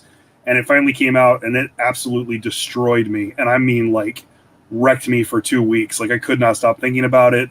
I cried during the movie, just like George did during Pig. Like, it was devastating to me in so many ways. And like, I loved the ending. I thought it was perfect. I thought it was a perfect summation of everything they'd created. Just an incredible ending to the whole thing. And I was so passionately involved in this film. I know anime gets a bad rap and isn't something that everybody loves, but holy shit, I wish other people could experience this. So all of I've only seen the first emotions, one. all of Justin's joy and emotions in the world are wrapped up in anime. What fucking weeb this guy. Yeah, your excitement for this movie makes me want to keep watching it, but I remember watching the first movie thinking, God, these guys just are so depressed. Well, the first movie is a retelling of the original series, and it is. It's 26 episodes of Shinji being a whiny bitch, and it's not that fun to watch, but then the second movie is where it really becomes fantastic, and the third movie it gets even better. Gotcha. So, I mean, if you can get through the first one, all the good stuff comes right afterwards. And it's not even like the first one's terrible. It's just... They complain so much. The whininess is there in the first one because it was representative of the original series. So Gotcha. All right, Dave, you're number 3. Shang-Chi and the Legend of the Ten Rings. I really like this movie too. Me too. Yeah, it was It's it was good. the best. It was the second best Marvel movie that came out this year. I did see one of And, Dave's movies. There you go. I liked it a lot. I thought the martial arts fight sequences were generally a lot of fun to watch. That's what you get for hiring the Jackie Chan stunt team. Well, there was some really good stunt work in it. Yeah. Not all of the sequences were of equal quality, but there were some really fun fight sequences and choreography in there. The bus fight at the beginning was a lot of fun. My favorite bus fight scene this year. And the fight on the scaffolding outside the skyscraper building. yeah, that was really good. that was pretty cool too. I liked that a lot. Yeah, I liked that. It was pretty cool. Felt like the I liked how it was very like it was all encompassing for like Chinese fairy tale and then Chinese Hong Kong action movies, and Right. it was just really cool how they mixed in so many elements while still trying to be serving Marvel to an movie. American audience. Yeah. Yeah, it was a love letter to those movies while at the same time being a Marvel movie. That's hard to do. Yeah. The And ending, I felt like because it was a Marvel movie, it got a little top heavy at the end. yeah, and, I agree on that one. I enjoyed the dragon stuff at the end. It reminded me of other. I liked it too. I just felt like there was so much that there were so many different stories they were trying to wrap up in that final fight sequence that I feel like it kind of lost momentum and lost some of the impact. That's really it. I liked the dragon. I liked all the stuff that was going on. I just felt like the way that it was paced and depicted that it could have been stronger. At the end. Plus, you get Ben Kingsley back doing what Ben Kingsley does best. He right. was hysterical. I loved that they brought him back the way that they did, and the way that they I don't know, the way that they dealt with that whole the whole Mandarin thing, and They did kind of redeem him, which was cool. they did. Yeah, it was fun. That great what moment in the that a Marvel movie should have, you know. Mm-hmm. All right, Carrie, you're number 3. We've already discussed it a little bit. I'm not a big fan of DC movies that much, but I'm a big fan of James Gunn, and I put the Suicide Squad at my number 3. I had a lot of fun just watching that movie. Yeah, it's great. It's a fun right? movie. Polka Dot Man is the best Right. non-superhero, right? Yeah. I Yeah, mean, there's Arm Fall Off Boy. What was that guy? The Phantom Limb guy? No, Phantom Limbs from Venture Brothers. Oh no! Who was that? Was that the guy whose arms could fly away? Yeah, Detachable Arm Man. Or Detachable Arm Man. There you go. Yeah, it was a lot of fun. I enjoyed watching that movie. So much so that I'm glad it's back on HBO Max so I can watch it again. You excited for the Peacemaker standalone film? Well, it's a TV The show. series? So Yeah. Oh, it's a yeah, series. I thought it was a film. It comes out next Yeah. week, I believe, right? yeah, It's it comes soon. out really Yeah. soon. I know it's Yeah, this month. the trailers look awesome. Like Yeah. they look ridiculously stupid and fun all at the same time. I agree with Catherine, your wife. I liked Aquafina in Shang-Chi a lot. She's great. Yeah, she was good. I think she's really funny. If you ever watched her TV series on Comedy Central, it's a lot of fun. All right, so moving on That's to right. number Right. two. She was in Raya in the Last Dragon too. She was also in Raya and the Last Dragon. Yep, She was the The dragon, dragon. she was the dragon. She can't get away The from those dragon movies this year. the titular last dragon. That's right. All right, so moving on to the last two guys. Yep. My number two film was the one of the largest box office bombs of the year. Uh-oh.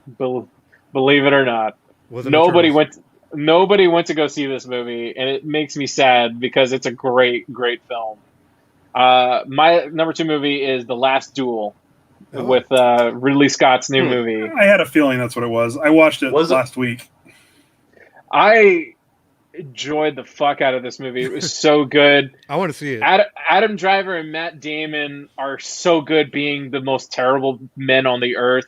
Ben Matt Damon. Affleck is awesome. Ben being Affleck steals Ben the movie. Affleck. Didn't He's- they write He's it just so too? flippant about everything, and like just He's- seeing him and Matt Damon together again He was just awesome.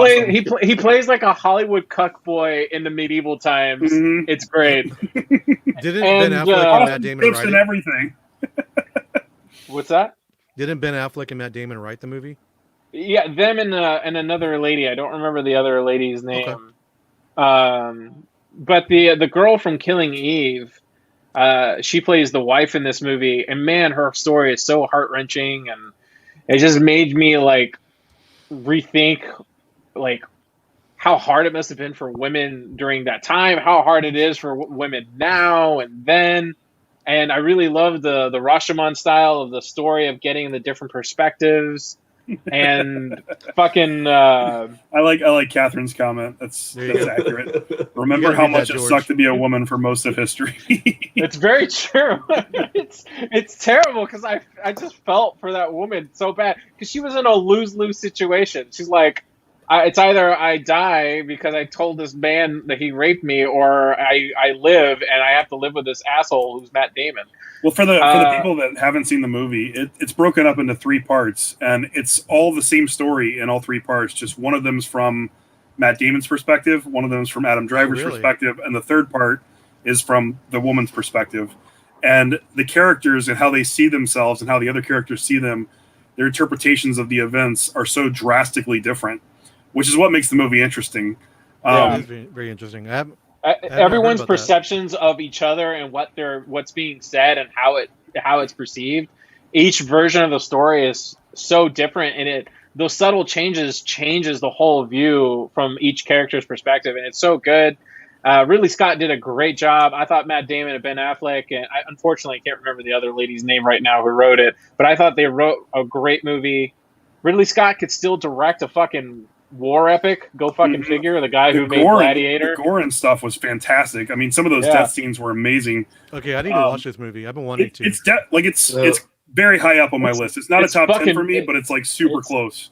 I was curious to see. It's a brutal movie. I was curious about Ridley Scott doing another like period epic thing, and I was like, that might be fun. I might want to see that. I mean, however, look, he knocked it out of the park with Gladiator. He also knocked it out of the park with Kingdom of Heaven. So, and the guy's like 80 years old. He still hasn't missed a step. Well, I was really kind of excited to see this until you told me that Ben Affleck was in it, and that's always a hard sell. He's not a main character. He's not a main character. He's like in it for like 5 minutes. He plays the biggest part in Adam Driver's story because you see some background stuff about those two characters being friendly with each other, and it's weird because they have like sex parties together and stuff, which is very bizarre. But it's mostly just like laughing at how stupid Ben Affleck is because he literally is walking around medieval times with like frosted tips. I can get behind that. Yeah, he is pretty much playing a Hollywood cuck boy in medieval times. That's a very accurate description. So anyway, I really like it, and also like the last duel, the titular last duel, is fucking like hardcore, epically awesome. Yeah, it's really good. Okay, I'm gonna watch this movie this weekend for sure. All right, so that was my number 2. Justin, you're number 2. My number 2 is A Night House. Delicious Nice. tension. It's good. They Delicious need to tension. slap that on the back of the Blu-ray case. That needs to be on the cover, man. Delicious That's tension. Justin Corbett, Metal Geeks podcast. That goes on the front cover of the DVD. That's right. On the VHS cover. That's right. I can't really think of any other way to describe it. No, it's good. I love it. I- All right, Dave. You're That should be the number name of a podcast right there. Delicious tension. 2. We already review discussed. tension movies. We discussed my number 2 already, so don't have a whole lot more to say about it. But it was Ghostbusters Afterlife. Liked it a lot. Not a perfect movie, but I felt like it had a lot of heart and was a lot of fun. A lot of fun to watch, and I felt like the handling of Harold Ramis and his legacy was pretty tastefully done. Yeah. All right. At least they didn't make him speak. That was a good call. That Yeah. was a good Good call. decision. I just thought it was weird how long he was on the screen for. I That's found that a interesting. little strange too, but I felt like it was overall handled very tastefully. And then also, like, why didn't he get sucked up by the other ghosts? Anyway, we'll talk about that off. We'll talk about it another time. Carrie, you're number 2. My number 2 is another Marvel movie. Something I've seen actually twice. The movie Justin has not seen yet. Spider-Man: No Way Home. Nice. I Seems Just- reasonable. did not be spoiler about anything.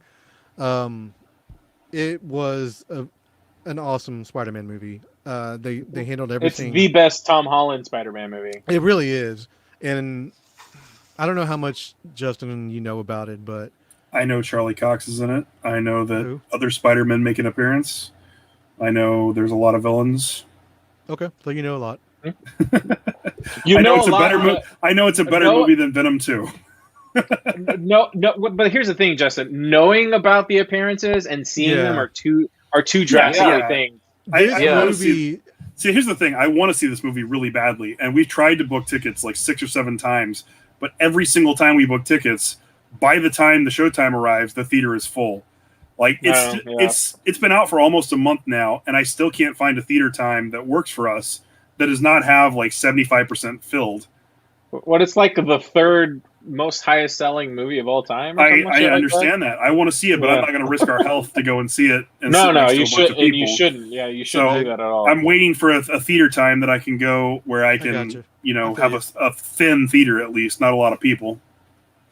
So, Yeah, been out for, we were what, 3 fortunate weeks to now, catch so- it right before the big Omicron wave. Yeah, that's true. Um, Yeah. I like Christian's comment. That's an accurate description of Venom 2. Oh my god, Well, that movie what was sucks his so comment? bad. You have to read this now. Unfortunately, now Spider-Man reverts back to Sony. There's so many places it could go now, but Sony will try and cross over Spider-Man and Venom. As bad as the first Venom movie was, the second one was like being picked on in the 3rd grade while visiting an abortion clinic in Iceland, and that is still a better time than seeing Venom 2. I don't understand what that means. It doesn't matter. It comes off very specific, Chris. Venom 2 was just awful in every way possible. Carnage looked cool on screen, but like I could have Yeah. just opened up some animated GIFs of Carnage. I So didn't have you're gonna hate 2 hours of the movie. you're gonna hate one of the ending credit scenes in Spider-Man. That's all I gotta say. That's spoiler alert. Jeez. Yeah. All right, moving on. All right, Carrie, you're number 2. I just said it. Spider-Man.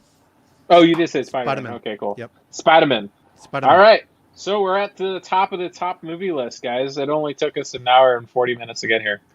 Hour and I know 20. I know none of you guys are going to see this movie, and I know none of you will have seen this movie. But this movie holds a very special place in my heart. It is a musical, Oh no. and Oh no. and it is Directed by one of your favorite directors? No, I haven't seen that yet. I want Oh, okay. I want to see that. This is on Netflix. It's Tick Tick Boom. It's my number 1 movie. Oh, okay. And it's hard to explain how and why this movie means so much to me. But if you know me personally and you were to see it, I think you would understand it really quickly. It's about the guy who created the show Rent, right? Yes, it's about his life while he's creating another show called Tick Tick Boom. See, the bookend, the framing device for this movie is that you are watching his stage show Tick Tick Boom, which is about his life creating another show. And this is a directorial debut by Lin-Manuel Miranda. He directed it too. Yeah, I didn't he know that. directed it, and it's a really good movie. I choke up just thinking about it sometimes. I've seen it twice now, and I really enjoy it. I don't think that all the music is great, but there's a lot of good songs in it, and I can Andrew Garfield understand. sing? Yes, he does. Which is funny enough. I read somewhere that they casted him without knowing he could sing, and they were surprised to learn that he could sing. Okay. And there's That's really on my, cool. That's on my watch list, actually.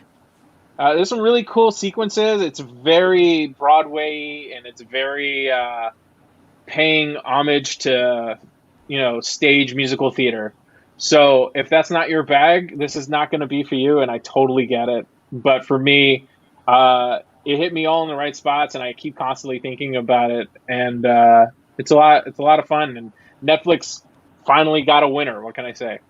Oscar contender? I think it could be, honestly, but I don't think it will win. But it could be. Okay. All right, Justin, you're number one. Last Night in Soho. Nice. It's great. Oh, that's right. That's right. You said that. I forgot. Great movie. All right, I'm glad Dave. glad I finally got to see it. Dave, you're number one. We've already discussed it several times. Spider-Man No Way Home. It was the best Marvel movie this year, and some of the most fun that I've had. It's really good Spider-Man movie. I guess the only other thing that we haven't really talked about it, because we've mentioned it several times, is the kind of like wholesome chemistry between the Peter Parkers was. I liked that. It's nice. amazing. It really is. I love your choice of word of chemistry there. Like, they do some chemistry. You know? They That's do. right, they do. They nerd out pretty hard, and I think this movie affirms that I love the character Spider-Man very much, and seeing them all together and praising each other and being there for each other. It's really where the movie sings the most. And It does. I don't want to say too much because Justin hasn't seen it, and I feel like we're kind of like, spoiling it for him here. I'm Yeah. okay. I don't think we haven't said anything that he doesn't know already. My back is hurting, and I need my back to be cracked. That's all I can say. Yeah, that's right. And it's a lot of fun, Justin. I when you see it, I would love to talk to you about it. Yep. So. Yeah, definitely. We'll talk about it on the show after you see it for sure. All right, Carrie, finish us off with number one. My number one is something we've already talked about too. It's another Marvel movie. It's Shang-Chi. Really? Really? Really? That is your number one movie over Spider-Man. Yep. Wow. That's impressive. I didn't see that coming. It was just a lot of fun. I mean, I like old, Jackie Chan movies and those style, and I wasn't expecting to like this movie as much when I saw it. You know what I mean? Yeah. And Simu Liu did a phenomenal job. I can't wait to see where they bring him further into the Marvel Cinematic Universe. This is a character that nobody really knew about, doesn't really care about that much, and they've made him one of the biggest movies of the year. Yeah. Yeah. During a pandemic year, on top of that too, Exactly. which is saying a lot. Yeah, it's really good. Yeah, I really liked it. I was impressed at how much I liked it. I didn't get to watch it till it came out on Disney Plus, and there were some scenes I just had to rewatch again because it was just so good. So it was a lot of fun. There was a lot of action. The comedy was great. The chemistry between the characters. It was a good representation of the character coming from the comics too. Yeah. Like I really enjoyed it. I didn't think it was better than anything else I put on my top 10 list, but it was probably in my top 25. Yeah, it was in my right in number 12, right underneath Luca for me. I have a couple of honorable mentions I just want to mention real quick. We're not going to talk about them. Quiet Place Part 2, which I really liked. It was okay. Really? Being the Ricardos. We just watched that I thought last it was week. kind of boring. Did y'all Being the Ricardos? So- have you seen that yet? I haven't haven't watched watched- it yet. I want to see it.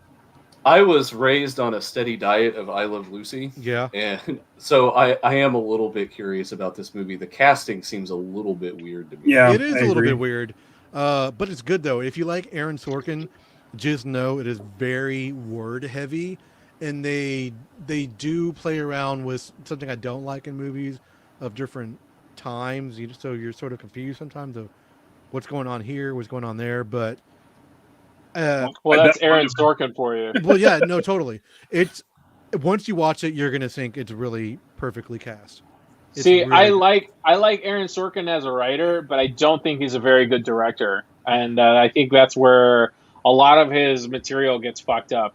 Because I liked his Jobs movie that he did with Danny Boyle, and I Yeah. only think the reason that movie worked is because Danny Boyle directed it. And then he made that Trial of Chicago 7, and that movie didn't work for me at all. oh, I like that movie. So, Well, there you so go. I the, must be a fan of his directing too. Didn't there know. you go. A couple other ones. We mentioned Val a little bit. That was That was good. a It's really sad. good. Yeah, and it's amazing to think that he had that footage for so many years, and Hmm. you know, It's a now cool he's able to movie. get it out. It's, Yeah. you know, it's just really cool that he recorded so much of it, and they were able to make that movie. Yeah. I have one honorable mention, but although it's technically 3 movies, Sure. it's the Fear Street movies that came out on Netflix. Yeah, they were so fun. I They never were watched a lot of fun.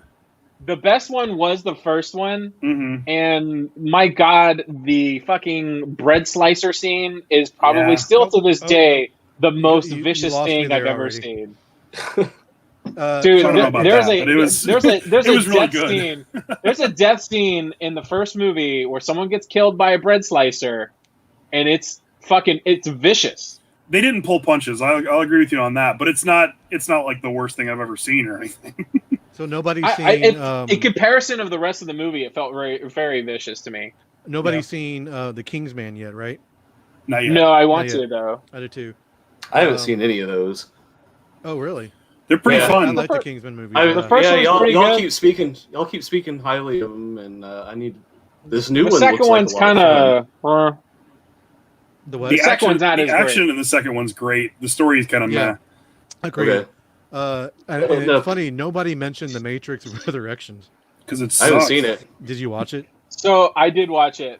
Look, there's a lot to like about the Matrix Resurrection movie. I think the problem, and it's hard to say because it's such a divisive movie. There's so many people who hate it, so many people who love it, and I'm it's in the weird middle.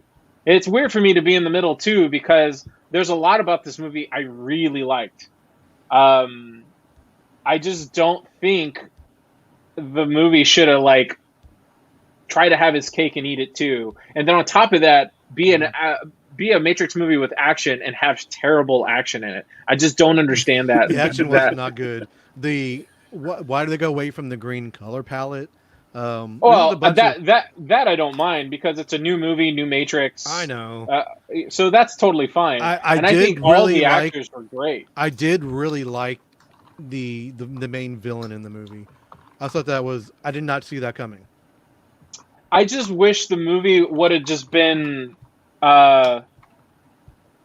It's that turning point where they decide it becomes a heist movie and they have to save Trinity. That's when I started going, oh, this movie's not very good. Yeah. But all the stuff before that, I was so in for it, and I loved the divisive headiness that it had, and the meta commentary about itself and the movie industry and executives, and the part they were where making. they talked about the video game. They're like, yeah, we're gonna Warner Brothers. They called out Warner Brothers. Warner Brothers are gonna make the game with you or without you. Yeah, I was like, oh, exactly. well, that's talking about the movie right there. Absolutely, and I think Lana Wachowski, she had a lot to say about the process of being a filmmaker and what it's like working with the studio, and you can really feel that in the beginning of the movie. But somewhere in the middle, she was like, let's just have fun. So nobody mentioned Space Jam 2. It was one of the worst movies of the year. God, we watched Space Jam 2. I mean, I forgot that came out. They were showing that on the cruise one day during the afternoon. It was raining out. We just sat down and we were watching it. It's interesting to see how much Warner Brothers shit they could throw into a movie, but There was no reason for that movie to be What made. what do they call that? The Warner Brother verse? The serververse or something like that. Serververse. Because they get pulled into a computer and yeah, okay. I don't want to waste time talking about it. What was Don Cheadle was trying to get more Instagram likes or some shit like that? He was a algorithm called algorithm. Algorithm, that's right. All right, so there you go. Top movies of 2021. We spent a lot of time on movies. I do want to talk about TV, but we're going to go through it quickly. So I think what we're going to do, each person is going to do their top, and then we'll go from there. So, all right. Who wants to go first? We just keep going the same way we've been going. Okay, George, let's go first. You want me to talk about my top TV shows of the year? That's you just want me to just run through them? Just run through them. We can talk about them afterwards. So I will start from the bottom and work my way up.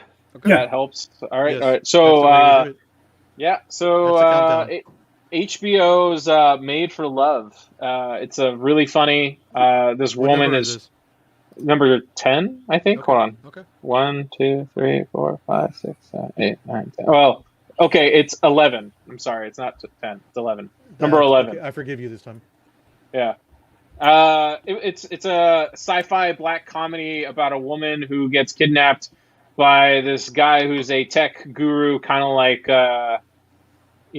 Elon Musk type dude, and he has her trapped in this like mirror virtual reality home. Yeah, I remember seeing trailers for this. And it's really good. Ray Romano's in it. It's really funny. And I enjoyed it. It's pretty good. It had that chick from Palm Springs in it. Oh, I think no. Was she in Palm Springs? I don't remember now. I thought she was in Palm Springs. I don't remember. Kristen? Yeah. Okay. I don't remember. Anyway, next, Netflix's Sweet Tooth. I was never really like super crazy about the comic book because of how depressing it was. But Jeff Lemire is a great writer, and I love the stories that he tells. And they somehow made Sweet Tooth into a Amblin-esque post-apocalyptic TV show, and I loved it, and it's really great. It was fun. I liked it a lot. I haven't seen it yet. Yeah, I once I started watching, I couldn't stop watching. That's how much I liked it. Next, Apple Plus's For All Mankind Season 2. Man, that show is so good. Yes. Easily the best, one of the best sci-fi shows that nobody's watching because it's on Apple TV Plus. But it is so good. Everyone in that show is good. Joel Kinnaman proves that he's a decent actor. I always thought he was a terrible actor until I watched the show. And it's great. It's a great alternate history. For All Mankind is on my top 10 list for sure. It was weird watching The Suicide Squad with him in it again after watching For All Mankind. I'm like, because you watch somebody as an actor and it's something that you really like, you sort of only see them in your mind from that character. You know what I mean? Even though you've seen him in other shows. So that's when I was watching Suicide Squad, I'm like, it's so weird to see him in here. But yeah. The next one is HBO's White Lotus. And this is I saw one episode of that, and I was lost. A dark comedy about the people who serve you at fancy rich hotels in Hawaii. At least that's what the first season's about. And it's about the interconnecting lives of like these super rich, mean people and the subversive people who serve them, and how their lives intermingle. And it's very funny, and it's kind of sad at times, but it's really good. Steve Zahn's in that, right? Yes, Steve Zahn is in it. He's great. Also, the lady from Friday Night Lights is in it, and lost me there. There's a couple of other people in there who's been in a few other things I can't remember. Okay. Next is something I was surprised I was going to enjoy, but it is stupid how good it is. Netflix's Arcane, the League of Shadows video game TV series. That's based Really? on... Really? I've heard that from a lot of people. It is. It's called League of Shadows, right? Am I saying League of Legends. League of Legends. Sorry. Yeah. League of Shadows is a Batman thing. Yeah. the animation in there is probably some of the best animation I've seen in a TV show, bar none, since probably Into the Spider-Verse. The only thing that this show has going against it is the terrible music in the show. They keep playing some crappy pop band that I can't remember the name of right now. Imagine Dragons. There you go. Oh God. For what? Yeah. You So lost for whatever me there. reason, Imagine Dragons has worked with League of Legends for a really long time, I guess. So Okay. That makes sense. They were on the Game Awards last month. They did a song from that. I was like, why Yeah. are they there? so if you can get past the crappy Imagine Dragons, the show is really good. I don't know if I can. Yeah, I was gonna have you- trouble I'll try. getting past the idea that it was a League of Legends TV show. Yeah. That was going to be That's the what's hurdle kept me for from watching it. So I've never played a game. I don't know anything about League of Legends, and I think that was to my benefit. The show is really good. It has really good character development, a really good world. I really enjoy the steampunk world that they kind of provide for you to kind of hang out in. And the characters and the action and the animation is just, like I said, bar none. Some of the best stuff I've ever seen. Next up will be Disney Plus's Loki, the second best Disney Plus show this year. There's not a lot I can say except they basically Marvel made a Doctor Who show on a Marvel budget. That's all I can really say. I agree on that It's one. yeah, That's it's probably really why it's a Ken lot loves of it so fun. much. It's a lot of fun. Tom Hiddleston is having the time of his life with fucking Woe guy. What's his name? Oh, Come on. Whoa. Owen Wilson. Thank you. Whoa, guy. I was like, what? Wow guy. Wow. Wow. Yeah. It's a lot of fun, and it also actually has some ramifications and means stuff to the larger part of the MCU, which I enjoyed. Next up will be Disney Plus's Hawkeye, the best Disney Plus show, Marvel Disney Plus show that's been produced. It single-handedly reminds me of a Shane Black Christmas action movie, while also being a redemption story for Hawkeye, who I never cared about. And if you like Florence Pugh in Black Widow, you're really gonna like her in Hawkeye. That's right. Yeah, I wasn't ready to hop is a on lot board. of fun. I wasn't ready to hop on board the show because I do not care about Christian Renner and his Hawkeye. I don't care at all. But my Jeremy understanding Renner. is that Jeremy this show... Oh, Christian Renner's our friend in the chat. that's why I said that, because I'm looking at his name right there. Sorry about that. Jeremy Renner as Hawkeye. I don't think no relation, so we're good. Yeah, no Um, relation. But I Jeremy, I never liked... this show reminded me how good of an actor Jeremy Renner can be. I agree. Danny? It redeems the character. It's some of the Hawkeye, best which- performance we've seen from him in a long, Agreed. long time. My I also least still favorite kind of character. have I also still have kind of a chip on my shoulder about Jeremy Renner for the way that he behaved when he came to Houston and Oh yeah, was... You remember? You remember that? I remember that. Yeah, that was... I cool. don't. So maybe you have to drop the dirt on We'll this. I don't we'll know talk what about happened. it offline. Oh, okay. And also, I really liked the girl who plays Kate, Kate, Yeah, she's fantastic. Haley Steinfeld. Haley Steinfeld, who's No also relation in to our. Seinfeld. Yeah, she's also in Arcane. By the way, she plays Oh, one is of the she? characters. Yeah. Apparently, she's a All right. singer too, which I had no idea. And Oh wow. she was in that True Grit movie as a first appearance. So moving on to my next few, I only got 4 more. Netflix's Midnight Mass. Midnight Mass has just been so good, and I know Justin is sighing because he mentioned how much he didn't like it, but I think this is probably I one of didn't the like best it. things. It suffered from the same thing that all of his stuff seems to, is that it's great in the beginning and then it falls apart. I'm 1 episode away from finishing it, so to be You fair, I haven't haven't. finished it and you're putting it in your top 10? That makes no sense. That makes no sense. I enjoyed the ride, Justin. The ride Oh my of God. the ride that the show has taken me on. I enjoyed the living shit You out know what? of. Stop watching it right now so you can No. leave on a high note. Nope.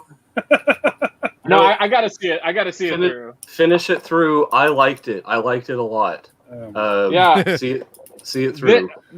I think Mike Flanagan. This is so far. This has been Mike Flanagan's, if not best, second best thing he's done. I really enjoyed Haunting of Bly Manor, but I think this one is a lot more of. This is better than Bly Manor. I'll give you that, but it's nowhere near Doctor Sleep or Haunting of Hill House. He made those two, and those two are both solid creations. You can Bly read Manor that, was George, if you want. Of shit. I hated Bly Manor because it was like the worst rendition of the Turning of the Screw I've ever seen, and I've seen like 7 versions in the last 5 years.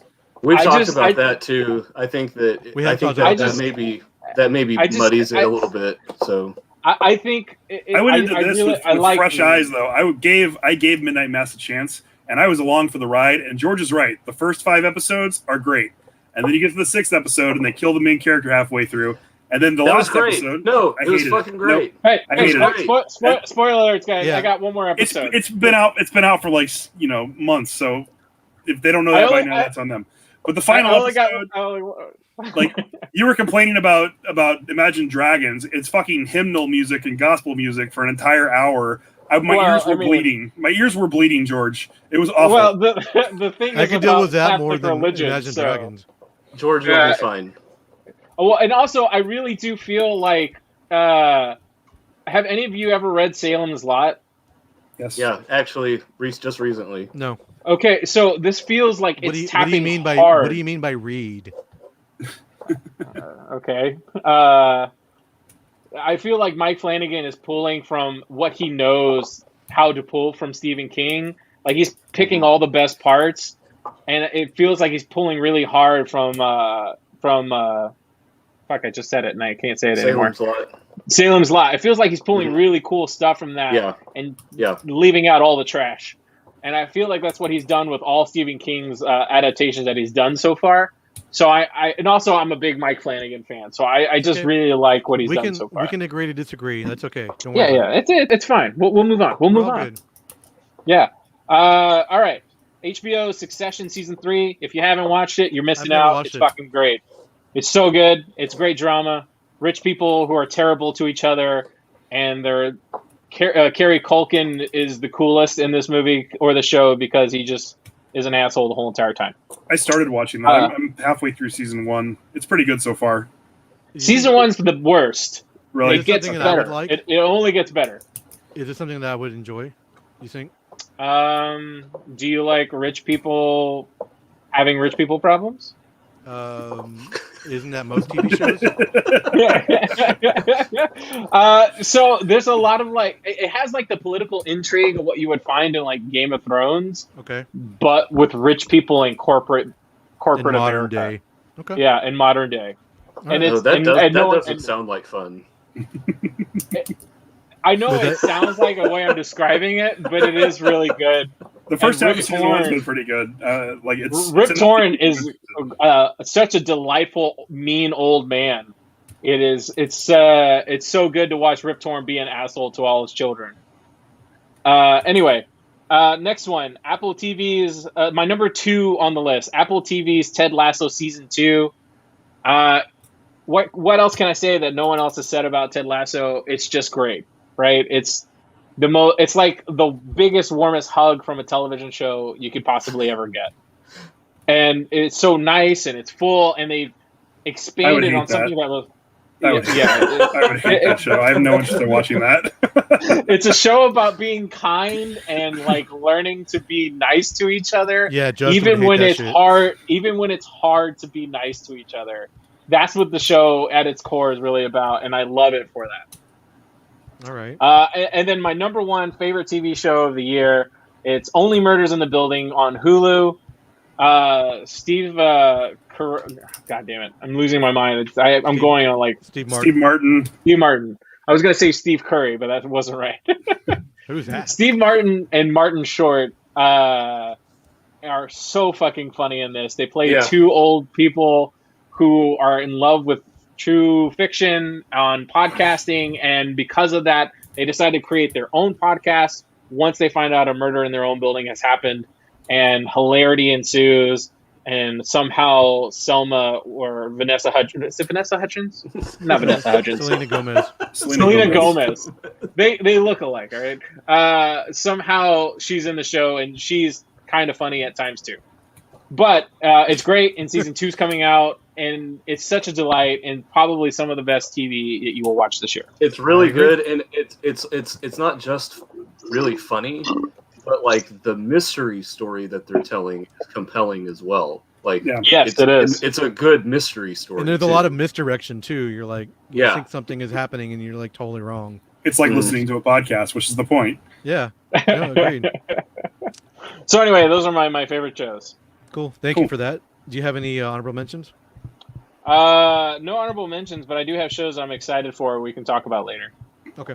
Yeah, I in the comment, I thought Selena Gomez was great in this too. I never really paid any attention to her prior to this. I knew who she was, but I never really paid much attention. But I thought she was really good in the show. I like her in it. Yeah, I thought so too. I was surprised at how good she was in it.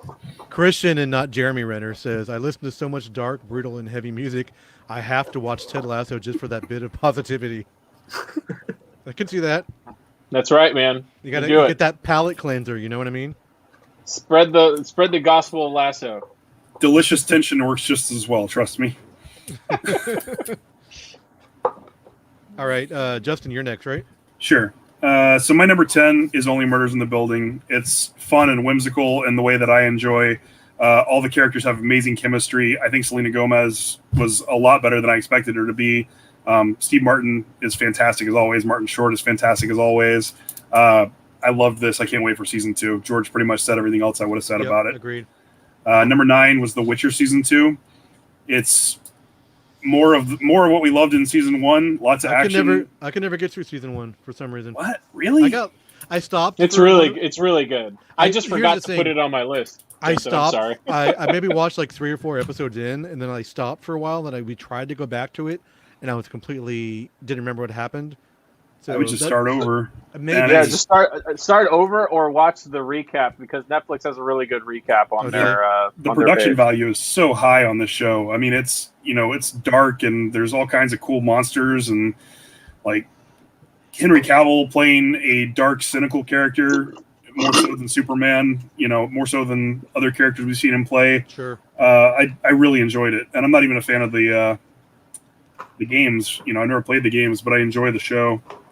I think the games take place like much later than what the show takes place.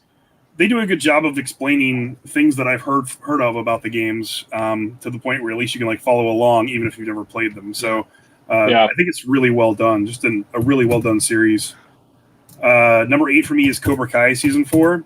Just a fun-filled nostalgia fest. I watched it all in one sitting. They brought back the villain from Karate Kid 3 this time. Yep.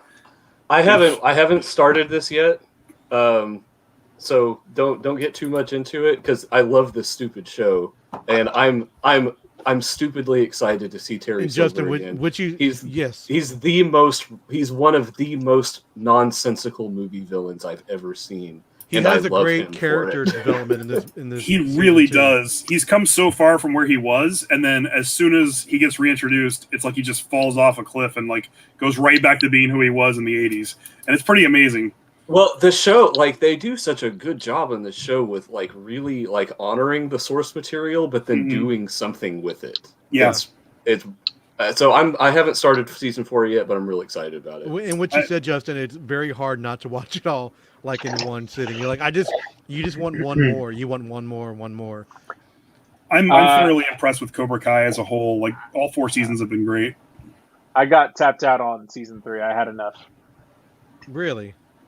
Yeah, I couldn't even finish season 3. I got tired of it. You got a crane kick to the head is what you got. Yeah, I was like, I can't do this anymore. This is not for me anymore. Nostalgia is not enough for George. We already knew that, though. No. Cool. Number 7 was Chucky season 1. I don't know how many of you watched it, but it's a wild, fun. Currently watching it. Brutal ride from beginning to end. Chucky's hilarious the whole way through. The dialogue's great. It is a little bit more woke, than like the movies and stuff were, and I know that turns some people off, but like I actually like the more progressive stuff being included. And they make jokes about it too. I mean, Chucky's like, "Hey, I got a trans kid. What's your problem?" You know, and it's fun. Like if you like Chucky, you like Child's Play, you'll thoroughly enjoy it. I did. Number 6, Master of the Universe Revelation. Kevin Smith did a fantastic job bringing these new characters in, along with the characters that already previously existed. He wrote a really compelling story, did justice to the past and the present, and I am so surprised this is not your number 1. there were better shows. It was great. Okay. I loved it, but there were better shows. Okay. I enjoyed it. I thought it was fun. I'm excited for season 2. Number 5 was Wheel of Time, season 1. Haven't I haven't watched watched it yet. Wheel of Time is one of my all-time favorite fantasy series. It's such a vast, because there's 12 books, which is a lot of source material. Like Game of Thrones was only 4 books at the time when they created the show, and like you saw what happened with that. This, they actually have a complete story to build off of, and they've done so much justice to the characters. I'm madly in love with this show. I can't wait to see what they do with it. I felt like I was seeing a lot of more negativity from people who were fans of the books about the show. I started reading the first book, but I didn't really follow through. Not a criticism. It's just I didn't stick with it. But I don't have a stake in this. It's just what I saw. There are character changes, especially in the first 2 or 3 episodes, and one major plot point change before the end of the first season. But there has to be some things that are different, because otherwise how are they going to make it work in a different format, you know? And I don't think the changes are necessarily bad. I can kind of connect the dots from what they did to where they're going. And I think it's going to be better in this format than it would have been if they had told the actual long-form story, because they can't tell 12 books worth of material in 12 seasons. I mean, that's so much TV, you know, for a series. Yeah. For a series that Amazon's taking a chance on. I'm expecting we're going to get 6 or 7 seasons. So they're going to have to condense some things and bridge some things. But I just hope that they continue doing it in the way they are doing, so it doesn't feel rushed. You know what I mean? Like Game of Thrones, the problem was that they rushed the ending. That was one of the problems. But hopefully they don't do that with Wheel of Time. Yeah. One of the problems. Number 4 was the best mystery series I watched all year, Cruel Summer. It's a story about girls in high school, and one of them is imprisoned in this guy's basement. And it's this girl gets abducted, supposedly, gets locked up in her assistant principal's basement for months and months and months. This other girl comes to his house at some point, and the first girl becomes aware that the other girl is in the house, knows that the other girl saw her, and then months go by before anything is done to actually free her from the situation she's in. And during that time, girl number 2 assumes girl number 1's life. Like, she takes over all of her friends. She becomes the popular kid. Like, she starts basically taking over her life in this really weird, creepy way. And then, of course, the first girl comes back, and like everything has changed. And it takes place over 3 different timelines over the span of 3 years, while the girl was held hostage, while she escaped, and then what it was beforehand when they knew each other. And I know Carrie doesn't enjoy the time jumps like that so much, but it's incredibly well done in this show. Some of the best I've ever seen. Where did this? Or was it? It was a freeform show that Hulu picked up. Hulu. Okay. It's compelling. The mystery is interesting and very hard to figure out what the truth is. And then the ending was phenomenal. I love the actresses. They did a great job. All the characters were relatable. I can't say enough good things about Cruel Summer. Like, it's not a show that you would expect somebody like me to love, but it is absolutely phenomenal. And I highly recommend it to anybody who enjoys mystery type shows. Okay. Number 3 was Invincible season 1. Invincible kicked ass.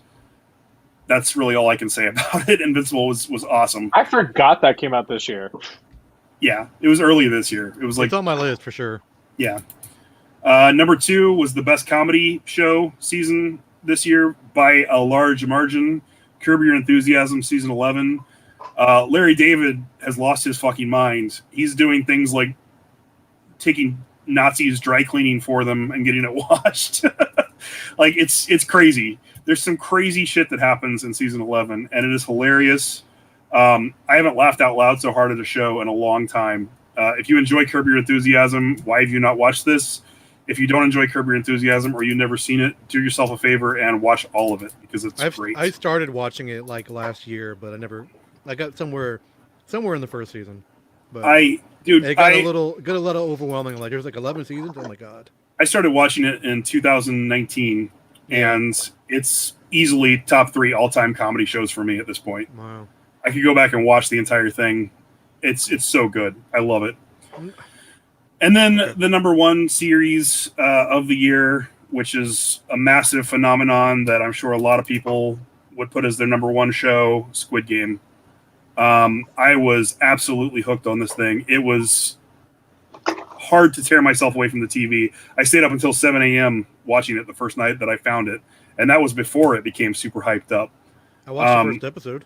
Does that count? You should watch the whole thing. It gets better.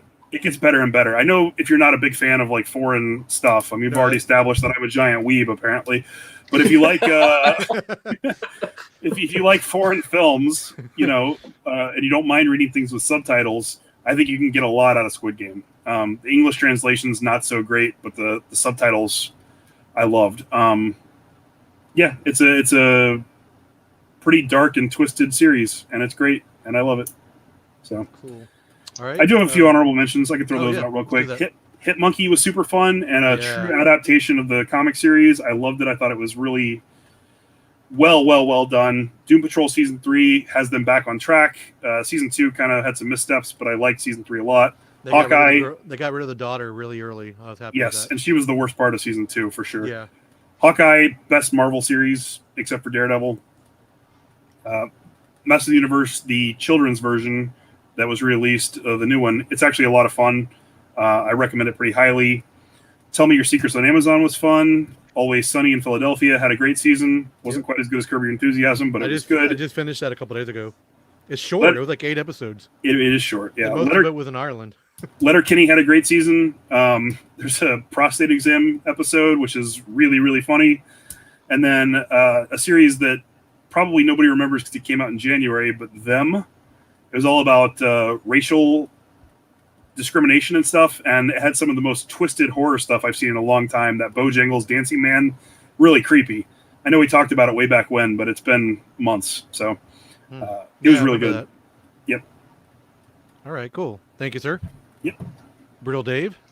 Mine is going to be done kind of similar to how my movies were. It's like wouldn't expect anything else. This is the new TV from this year that I actually watched to any real degree.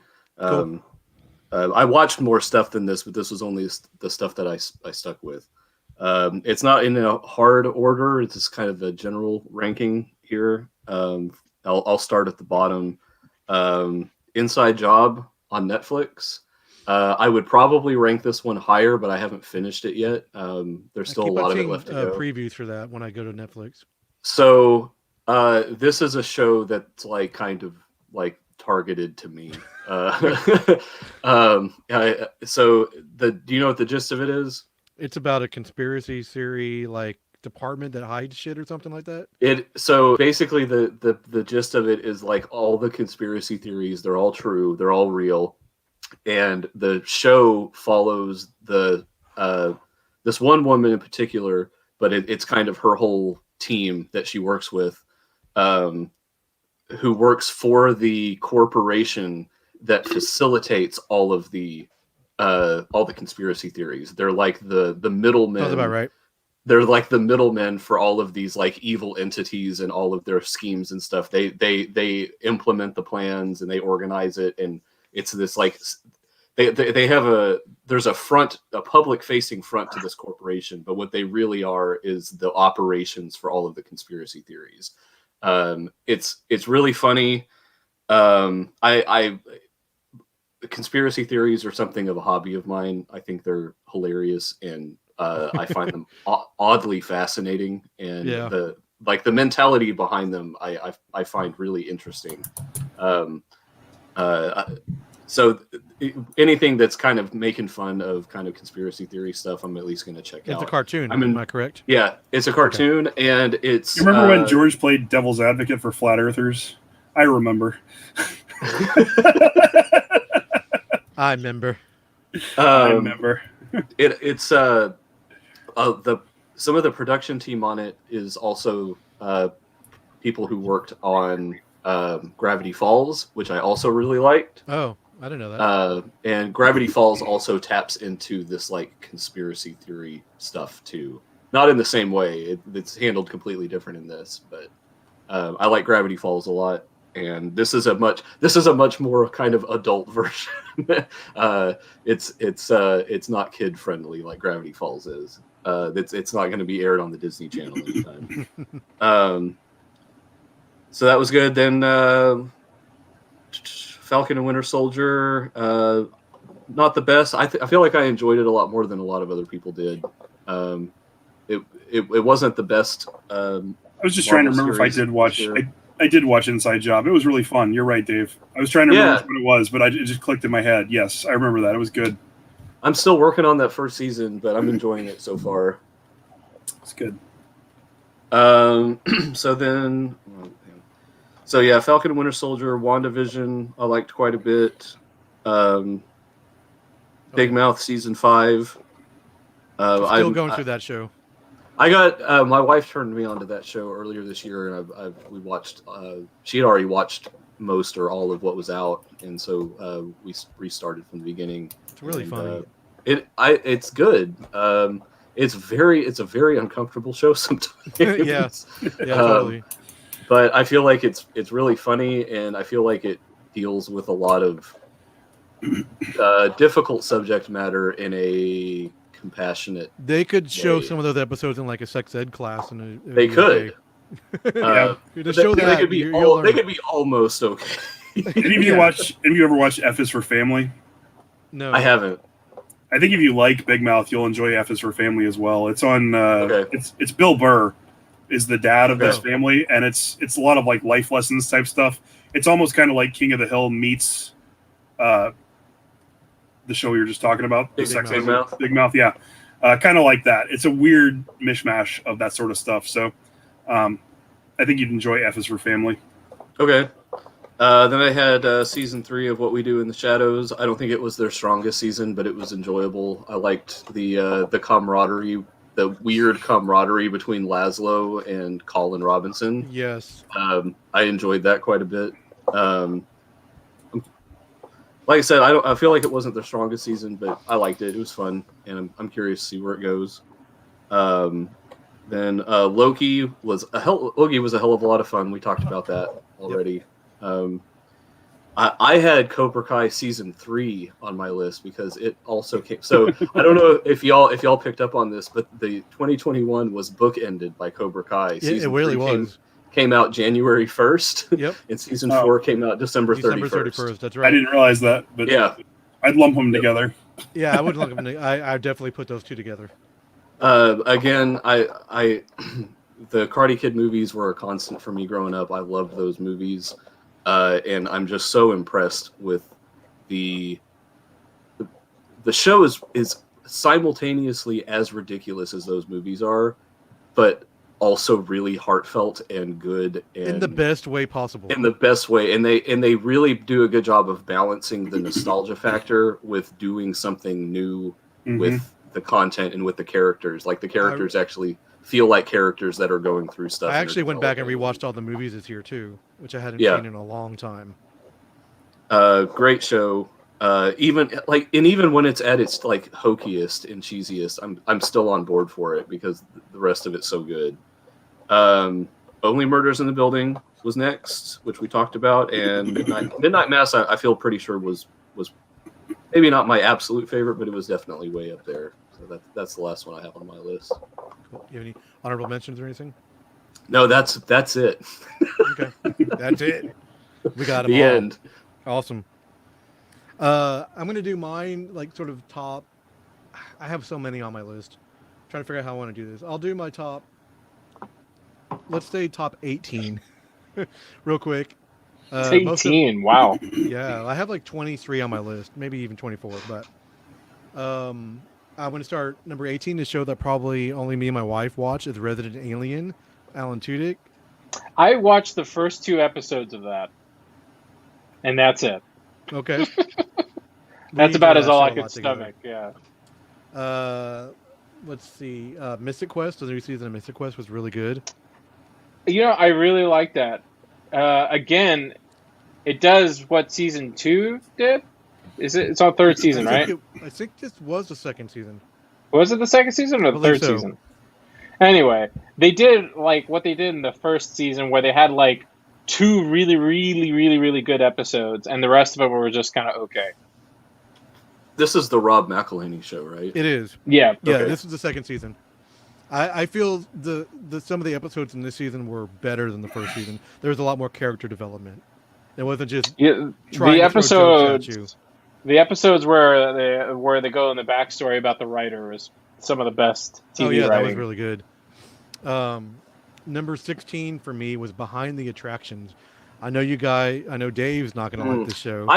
I started it, and I like the material that they're covering. I didn't care for the format of the show. I know you mentioned that. This is tailor made for me because I like the movies that made us and the toys that made us and all that. So it's the same team that did that, but doing it about Disney parks and attractions and stuff like that. It's even more so tailor made for you. It's tailor made for me. They're like, hey, Carrie, check this out. We made this series from you, and it's executive produced by The Rock, by Dwayne Johnson. So he's just, I don't know how He's everywhere, man. He's everywhere. He heard Jungle Cruise. They were doing an episode on the Jungle Cruise, so he had to get in there. Yeah. And number 15 for me was Invincible. He's like the opposite of John Cena. You see him everywhere. That's right. But actually, you're seeing John Cena everywhere now. Invincible, amazing series. I really like that show a lot. It was really good. One of the best cartoons this year. 14 for me was Cobra Kai. I mean, I hate to say I love the show. It's just so, it's addicting. You don't want to stop watching it. Even when it's over, you're like, really have to wait another year for the next season? Can't they just put it out now? I know that they said it's done. Just put it out. Yeah, they've already wrapped the fifth season, yeah, and they're writing the sixth one already. I'm like,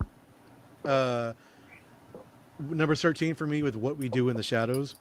I agree with everything you said, Dave. There's a lot of great stuff in this season.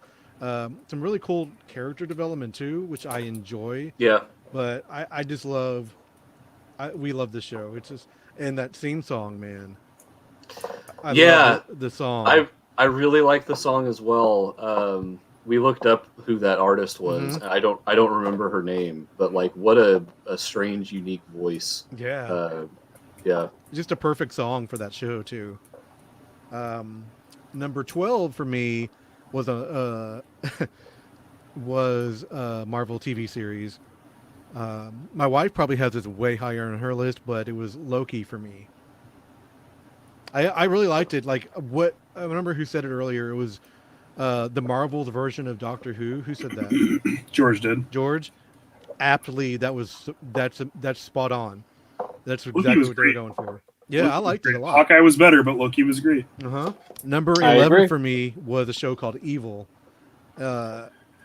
Evil. I loved Evil. season 1. Season 2 I haven't finished yet, so I couldn't put it on my list. So I started with season 1 this year too. So I watched both seasons this year. It was like just right after each other. So I'm sort of lumping them both together in a way, but really great show. Number 10. The show that me and my wife both enjoy watching a lot. One of the funniest comedies on TV right now on any network television station, and it should not be as good as it is. I think it's better than the British version, in my opinion. Ghosts. It's a really fun show. Number 9, a show that I actually finished watching last night. I was like, all right, I'm going to get through the rest of it because I just sort of stopped for a while. And that's Star Wars: The Bad Batch. I started that. I made a few episodes in and kind of dropped off of it. If you like Clone Wars, the series, you're really going to like the show. It's a direct, basically, continuation. They actually introduced these characters in the last season of the Clone Wars as a sort of jumping point, I think part of the problem is that I've had a lot of trouble getting into the Clone Wars series. I wasn't watching it when it was like when they were making it. I tried starting it up recently, and God, that first season is hard to watch. It is. I've heard it gets better, but does. it's tough to get through. I really like the Bad Batch. I like the hear characters. It's best to skip around on the Clone Wars. Like, apparently, Clone Wars have a lot of filler episodes. There's a lot of filler episodes for sure. So if you just skip out on all the filler episodes, I hear the Clone Wars go to is Google enjoyable. and look up the best Clone Wars episodes, and then make a playlist out of that. Yeah. Okay. But that's a good recommendation. I wish I could enjoy Bad Batch, but I just find them woefully boring. Well, it's like Clone Wars in that aspect. I like the characters of the Bad Batch, and I like what they're doing with some of the mythology in it. Not to spoil anything, but one of the main characters, it sort of has the same kind of relationship as Boba Fett, and I'm wondering if she'll ever show up in a live action series, which would be really cool. Number 8 for me was Ted Lasso. Just a great season. I really liked the ending, what they did with certain characters and things like that. Not to spoil anything, but it was great. Number 7 for me, Masters of the Universe Revelations. I knew putting He-Man and Masters of the Universe together with Kevin Smith would be a win-win. And it was. Yeah. I know a lot of people weren't happy with it because it wasn't all about He-Man. And that's what I enjoyed about it. I like Kevin Smith. I like his writing. I'm a fanboy. You guys know that. I even like all the movies people fucking hate. But he did a really good job on the series, and I can't wait for more. Well, actually, I think also I don't think the success is just Kevin Smith alone. He had a great list of writers. Yeah, Mark Bernardin was one of them, and the animation was good. Like there was a lot of stuff that made this show work. It wasn't just Kevin Smith. I mean, there was a lot of fan service too. So it's like here's a character we're going to show that we only talked about in a comic book one time or something like that. Right. I mean, they even had Wonder Bread He-Man in one of the episodes. I mean, they had what? Wonder Bread He-Man. He was a mail-away character. Like, I mean, they paid homage to the toys, to the Funimation series, to the 2000 series, to the comics, to the comic strips, to the newspaper comics.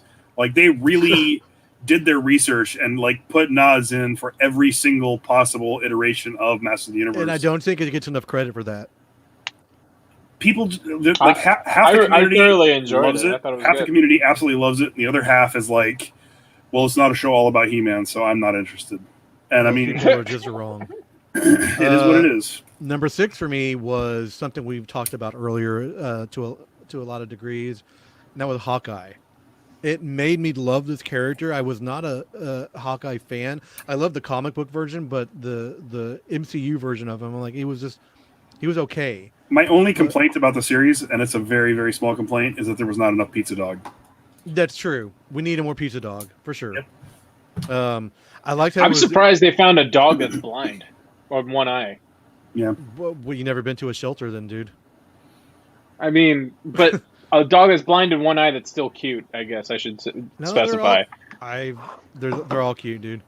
I've seen them. Very specious. I don't know. It's like I kind of feel like that's very dogism of you. I just kind of feel like somebody from Marvel just got a really cute dog and poked their eye out just for the show. Well, Pizza Dog, no, it's not. God damn it! All right, I'm going to move on from that comment. That dog's a method actor. Doggy Day Lewis over here. It suffered for his craft. Number 5 for me was Only Murders in the Building. Great show, funny all around. I think that's the only one all of us picked. Yeah, I think so. Maybe you don't know mine yet. Hawkeye. Yeah, we all picked Hawkeye. What on mine? Well, Hawkeye's not in my top 10, but we all talked about it. Putting Martin Short and Steve Martin together, comedy gold. Yeah, the best duo ever. They've still got it, man. All we needed was Chevy Chase to show up at some point. And I don't hear he has a good working relationship, right? I know. Yeah. But just some of the supporting cast was great. What's the guy from The Lion King? I can't think of his name now.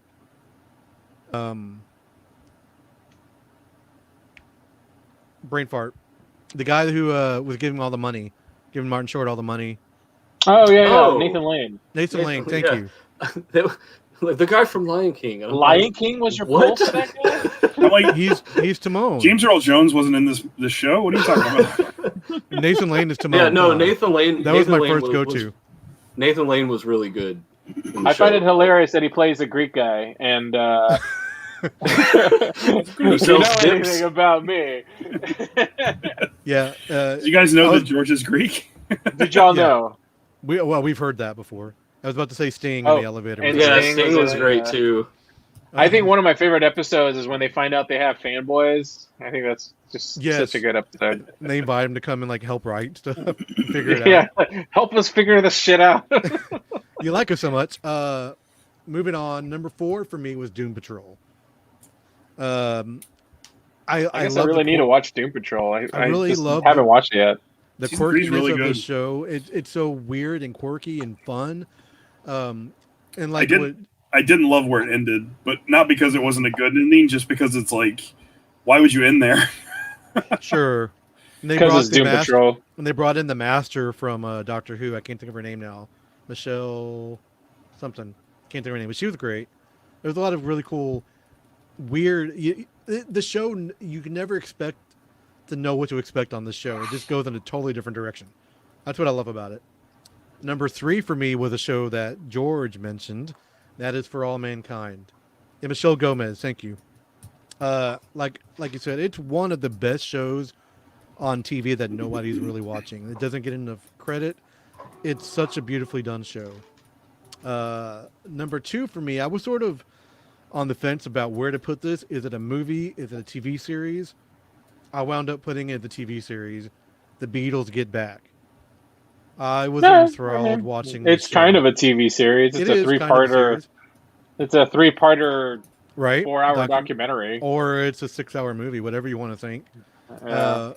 I really loved it. It was like being a fly in the room, and I seen the original movie. They took all the footage from, and this really changes.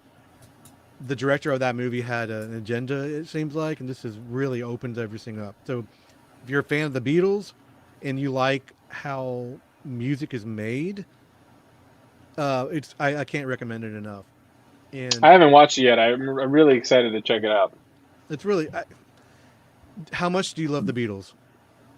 Not like, but love. I think we talked about it last time. Yeah. Like, I haven't really always been a huge Beatles fan, but in the past, I don't know, 3-4 years, I think I've learned to like and appreciate their catalog way more than I've ever expected to. So much so that I even sought out a Robert Zemeckis movie where it's all about the Beatles and their claim to pop culture. So Yeah, that's right. That's the very first one they ever did, right? yeah, as far as I know. So I would recommend right before you watch it, listen to the album "Let It Be," and then start watching it, because you'll hear everything. You know what I mean? So you got to do homework before you do homework. You do. Listen to this album before you watch this 6-hour show. That's right. My top number 1 show of the year. Can you guys guess what it is? Something I have not mentioned yet. WandaVision. You got it. My number 1. Don't shake your head at me, sir. That's I'm a fan of Vision and Scarlet Witch. Always have been since I was young. I really love classic TV shows. But like you were talking about how much you don't like time skips and stuff, and like the entire first 2 episodes are just time skips. Entire time 5 skips. episodes are all time skips. It's not a time skip. Well, they're not jumping back and forth between time and stuff like that. But they're doing what time skips do and trying to be intentionally confusing. I wasn't confused. Okay. Another place where we can agree to disagree. Let me have my fun. That's right, man. Don't yuck his yum, man. That's right. I love the show. It's not bad. Like I feel like it was really good in the last 3 or 4 episodes, but the beginning was terrible. It was one that got better over time. The pacing of the first few episodes was really strange. And that's what I loved about it. I loved it. it was so strange that like I thought they were like doing a bit with it, and then I'm like, oh no, they're not. They're just weirdly paced. Yeah, do you remember the anticipation that everyone had for that first episode when they only dropped one episode and everyone watched it and we all went, "Is that it?" I didn't feel remember. that. Speaking of honorable mentions, the South Park Plandemic specials have been excellent. I was about to mention that. That's on one of my honorable mentions. The Bose, the newest one that came out. Yeah, the post-COVID. What are you wearing? Are you wearing a South Park shirt? Right? Yeah, As I'm you said wearing that. the There you go. Yeah, them in 40 years, it was so great. Especially the ending with Cartman. I was so satisfied with that. Yes.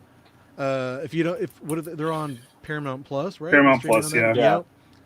yeah. Check them out. They're really funny. And the next 50 years, it's all South Park movies on Paramount Plus. Yep, I'm okay with that. Like I was not sure, but I'm okay with that. Some of my honorable mentions, I'm going to go through. Some of them have actually been mentioned before. Chucky.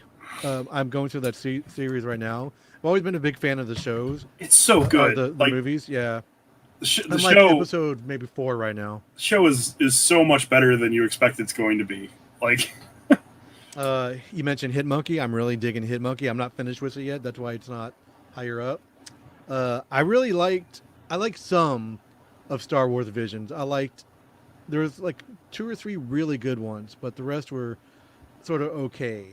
And I think you just have to be like really big fan of agree. anime.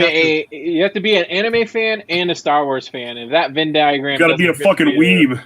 Yeah, there you go. If it doesn't, if those two things don't fit for you, you're probably not going to love it. No, I agree on that. And I'm not a big anime fan. I don't really know anything about it, so that's where my barrier was a little bit. But speaking of Dwayne Johnson, the Young Rock TV show was actually really fun. There's a Young Rock TV show. I didn't know that. Yeah, so there's a sitcom where they do time jumps, and I'm okay with it.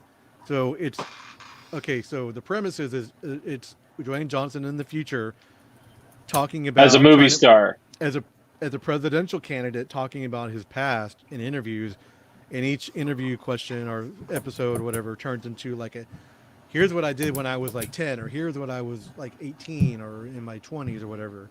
So there's 3 different versions of the Young Rock. It's actually really well done. That's actually why Curb Your Enthusiasm was so high up for me this season, is because the continuous plot line through the entire season is that he's pitching a show called Young Larry, and originally it's going to Netflix, but like he gets pissed off about the toilet seat not staying up. So he like pitches a fit to the president of Netflix, and then Netflix cancels the show.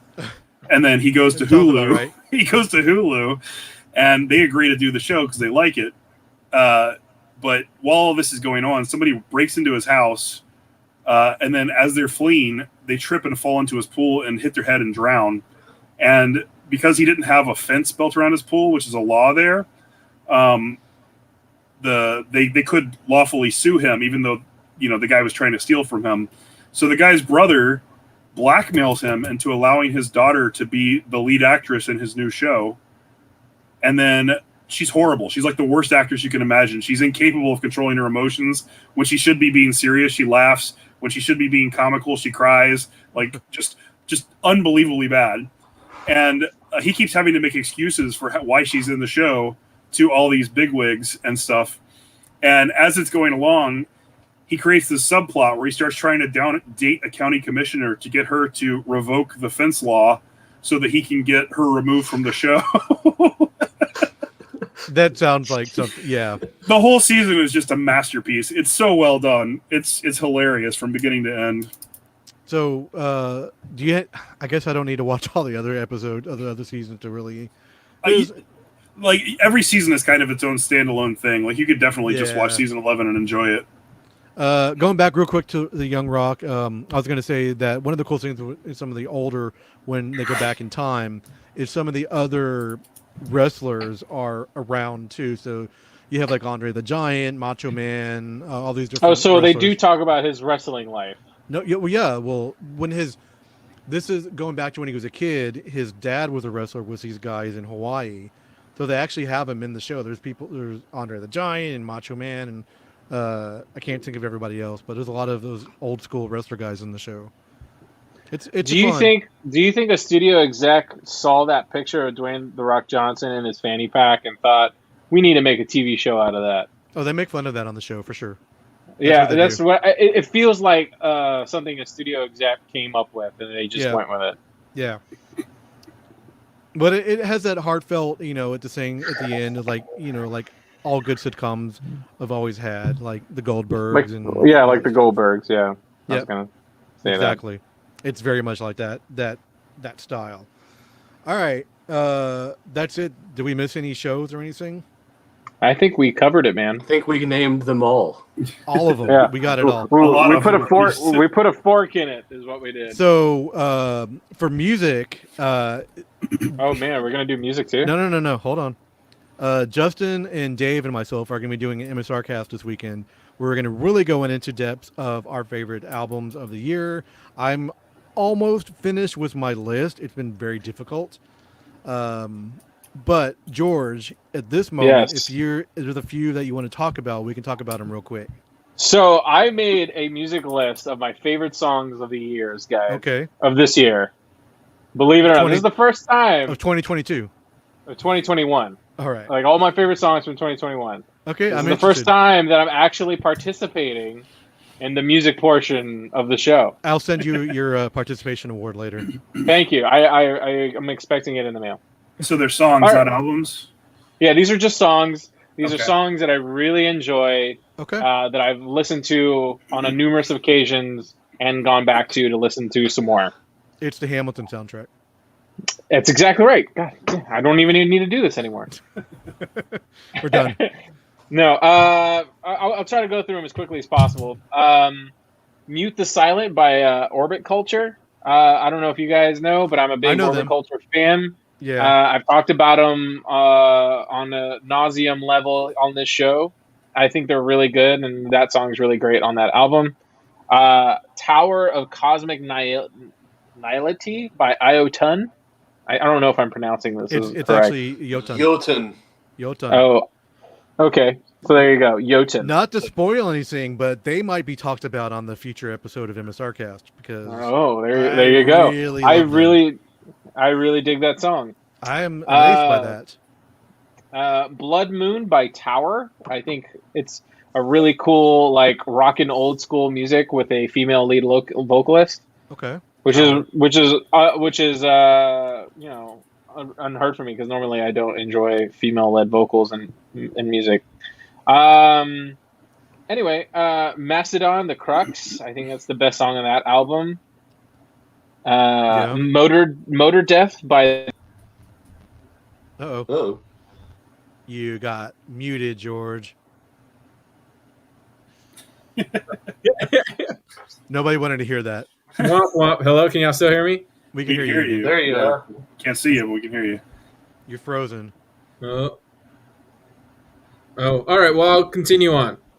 I said Motor Death by The Crown. Really? The Oh. Crown. The Crown kicks ass. I like Yeah. the Crown. Let me see. Dream Weapon by Genghis Tron. Okay. I know them. Fix the Error by Between the Buried and Me. Thank Which is- you. Which is, I'm not a hugest Between the Buried and Me fan, but this song is like the song to end all songs. Like It's they have really good. they have every single genre in one song, and I'm impressed by it. I am a huge fan of Between the Buried and Me. I think they are one of my favorite. I know they have metalcore elements, but they're one of my favorite progressive metal bands out there.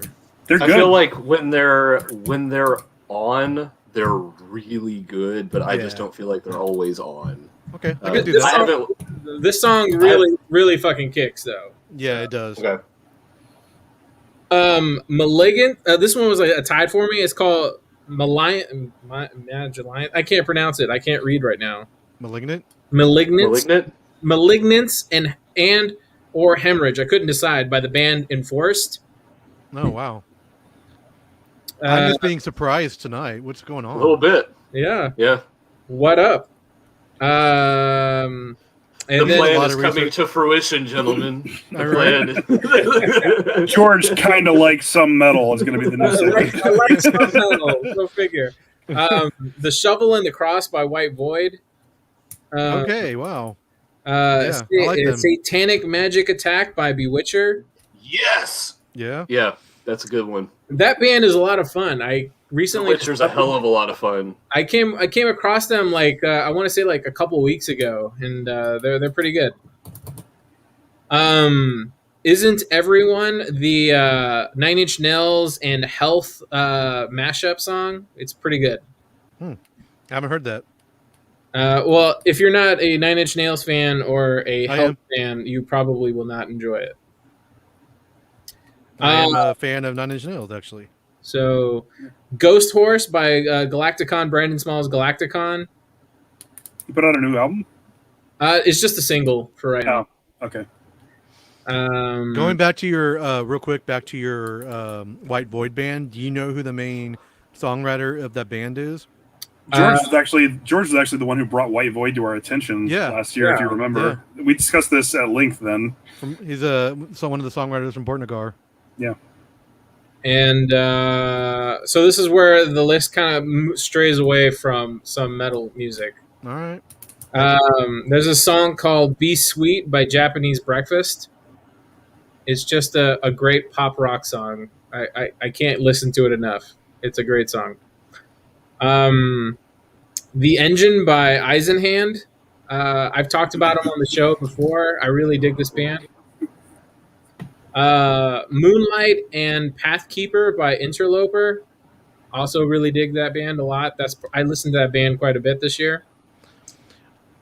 When God's Work Be Done by Unto Others. Probably the most song I've listened to them from ever that they've ever made.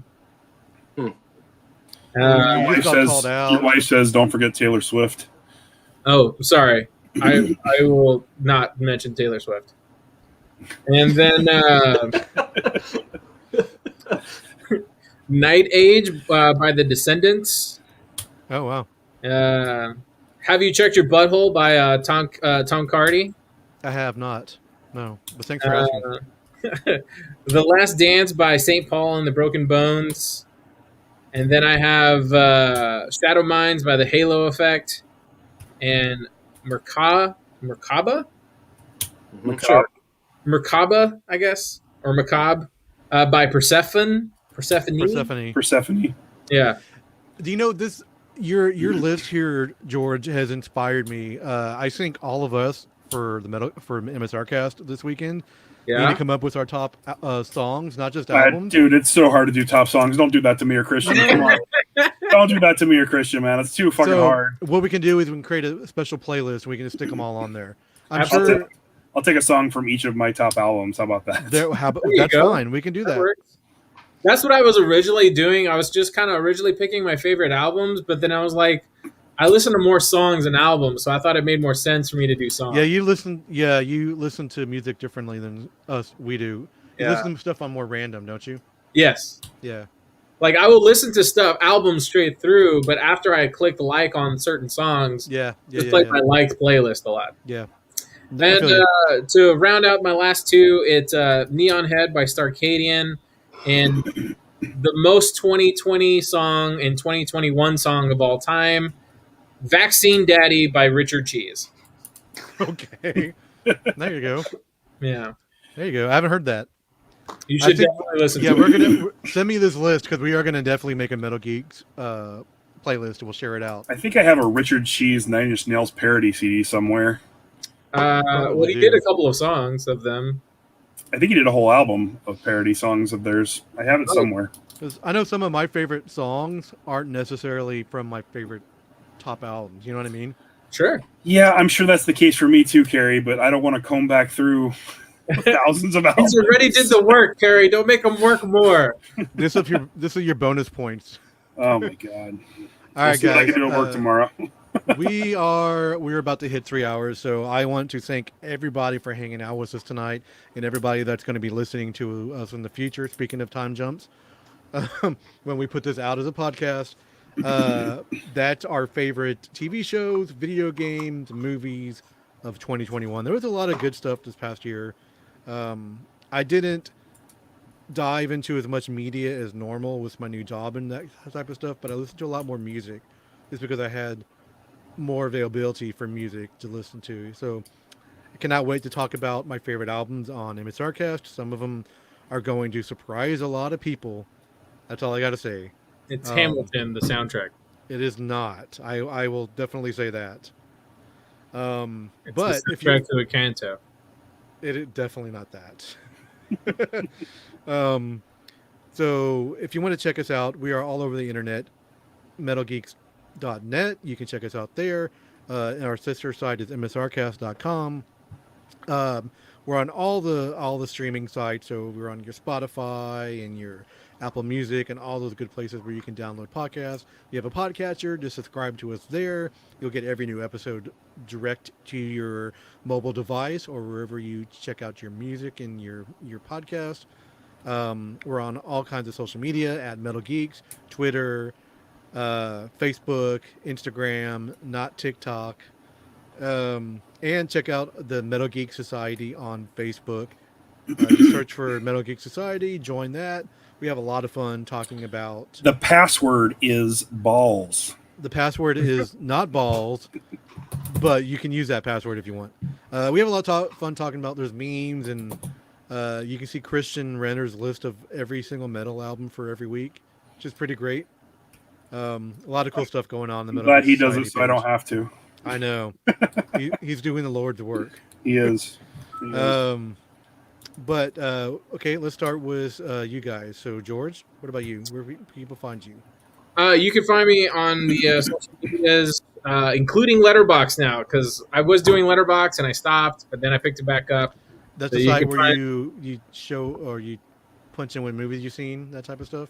Yeah, it's showed you what I've watched recently, and then I give like a 5 to 10 word blurb about it. Oh, cool. Like, this was awesome, this was terrible, shit like that. Anyway, you can follow me on all social medias at George Tripsis, and if you have anything mean to say, I'll probably block you. So He will. Dave, what about you? Brutal Dave. You can find me at Red Viking Dave on Instagram, Twitter, and under that name on Facebook as well. That's mostly art stuff. Come support my artwork. I'm a broke ass artist. Support or abort. Okay, Justin, the metal detector. You can find me as at ComicalJC on Twitter and Instagram. You can also check out the podcast that I do with George and our buddy Andy at mindfudgecomedy.com or pretty much anywhere that podcasts are able to be found. I have heard that Andy is going to make himself available sometime in the next month to record. So hopefully some new episodes will be coming out because we have a lot to discuss. Very cool. All right. the Well, pandemic, for example. yeah. A whole 2 years. I want to give another thanks to you guys for hanging out tonight and being part of my crew. I want to give a big thanks to Brian Hogan. He's a good supporter, a good friend of the show. Anybody out there that's part of our inner workings with Sean and everybody, the Metal Pigeon, it's just been a lot of fun. I can't thank you guys enough for being part of this with me. Our resolution is to do more episodes if you guys are up for it. Absolutely. All right. I still think we should form a band. We Me should too. form a band. I think the Omicron project that Dave pitched out is great. Omicronicon. There you go. It's a transformer too. There you go. We could do the theme song for What We Do in the Shadows. We can just I do won't be a part of that. we can just do we can do themed albums about shit we like. There you Yeah. go. I'm down. If we're using the name Omicron variant, we got to do a prog metal band. There you go. Yes, I am down for that. Okay. All right. You heard it here. By 2023, we're going to have something. Something At probably least one song. available on Let's make a realistic goal. Let's at least do one song. Right. Here's Another crazy goal for 2022, maybe recording in person. Yeah, Oh, I that hope would, so. that would be a lot of fun. Depending would how be. the Omicron variant ban goes, not the ban, but the other part of it. Yeah, I would love to do more in person. Um, what other resolutions do you guys what you're looking forward to this coming year? I'm trying to get things done creatively as much as possible. I got a few irons in the fire that I'm hoping to make some serious progress on for 2022. And also, I would like to spend time with my friends and family as much as possible this year, since 2 years of that has kind of gone away. Yeah, So anytime I can get with you guys and my family members and other friends, I will chomp at the bit for, and then not die in the process. That's a good one. good. Those are Yeah. really good goals. Those are good goals for at least to make it to 2023. What about you, Dave? Do you have any? What are your goals? Your wishes? I'm in the middle of working on that process. Every year I do kind of a life. I don't know, an evaluation on how Yeah. everything's kind of going. I'm in the middle of that process right now, so a lot of my goals are still in flux. But primarily what I'm looking forward to this next year is being hopefully healthier and happier, and spending more time having fun and doing things with the people that I love. That's my main goal so far for the year. That sounds Yeah. great, man. Yeah, I want to be more creative this year for sure. Healthier and happier for sure. Mentally, physically, everything. This is the year to do it, man. You know, and just being more involved, doing more episodes, doing everything. I love hanging out with you guys and our fans and our group that we have. Is pretty cool. So thank you. And thank you for everyone who watched and bared with us for the last 3 hours. If there's anyone still on, you've been awesome. And I think it's just our wives at this point. yeah, thank you for watching, and thank you to our wives for being supportive and Yeah, letting thank you. Wives. being what we are and do what we do. And one last thing, thanks to the ESO Network for letting us be part of their network every year. ESOnetwork.com. You can check out all the other geeky shows that make up that network there. And Brian hung with us to the end. How about Brian. that? That's a Thank you, trooper. Brian. And thank you, wife. Hi. Brian's not my wife, but I've known him for a long time. He can be our podcast. I've been promising Brian for years, hey Jeff, to have him on the show because he's an expert on the Six Flags theme parks. Yeah. Yeah, so we need to work that out, Brian, because I just talked to him about it a few weeks ago. I'm like, we just need to do that because I love Six Flags and he's like an expert at it. So I think it'll be a lot of fun. Has he been to the Fiesta Texas here?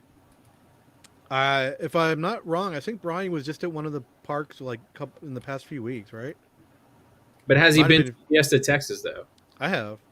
Been many years. I imagine he has. That's a goal. We should all go to like a theme park, like Fiesta Texas or something like Justin is going to love that. Oh, yeah, he's not. that'll be. Look at it. Look at it. Look how excited he is. Oh, we just had an I idea mean, I'll go with you guys. I'll just kind of like just hang out and listen to music while you guys ride rides. I was right. Brian went to Fiesta Texas last week. Valerie said we need to do a Metal Geeks Wives special podcast episode. Oh my This god! is a great. So I love this idea. So great.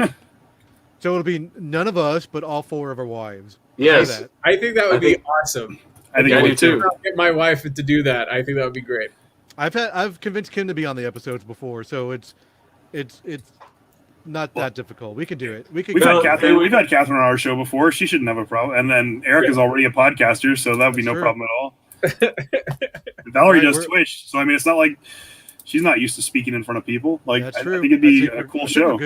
We're good. We're doing it. All right, guys. Now become a new segment eventually. The problem is their show is going to become more popular than our show. About to say that. I have Gonna- no doubt at all. I have a great title for it too. It's the Real Housewives of Metal Geeks. There you go. I mean, that should just be the show. We should just make that the show.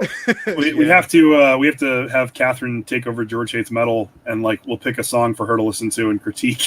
Because she really will I think hate it's it. going to be like the song that they like. It has to be the opposite, right? The complete opposite of what we do. So, Yeah. but anyway, we'll figure it out. We'll cross that bridge, that creative bridge, when we get there. Yep. All right, guys. Well, thanks again for tuning in. As always, we have one last thing we have to say. Keep it metal, my friends. And Keep it always keep it ballsy. Balls. Ballsy. And 22s. Happy balls year. Happy 22 balls. All right. Good night, everyone. Keep it geeky, everybody. Good night.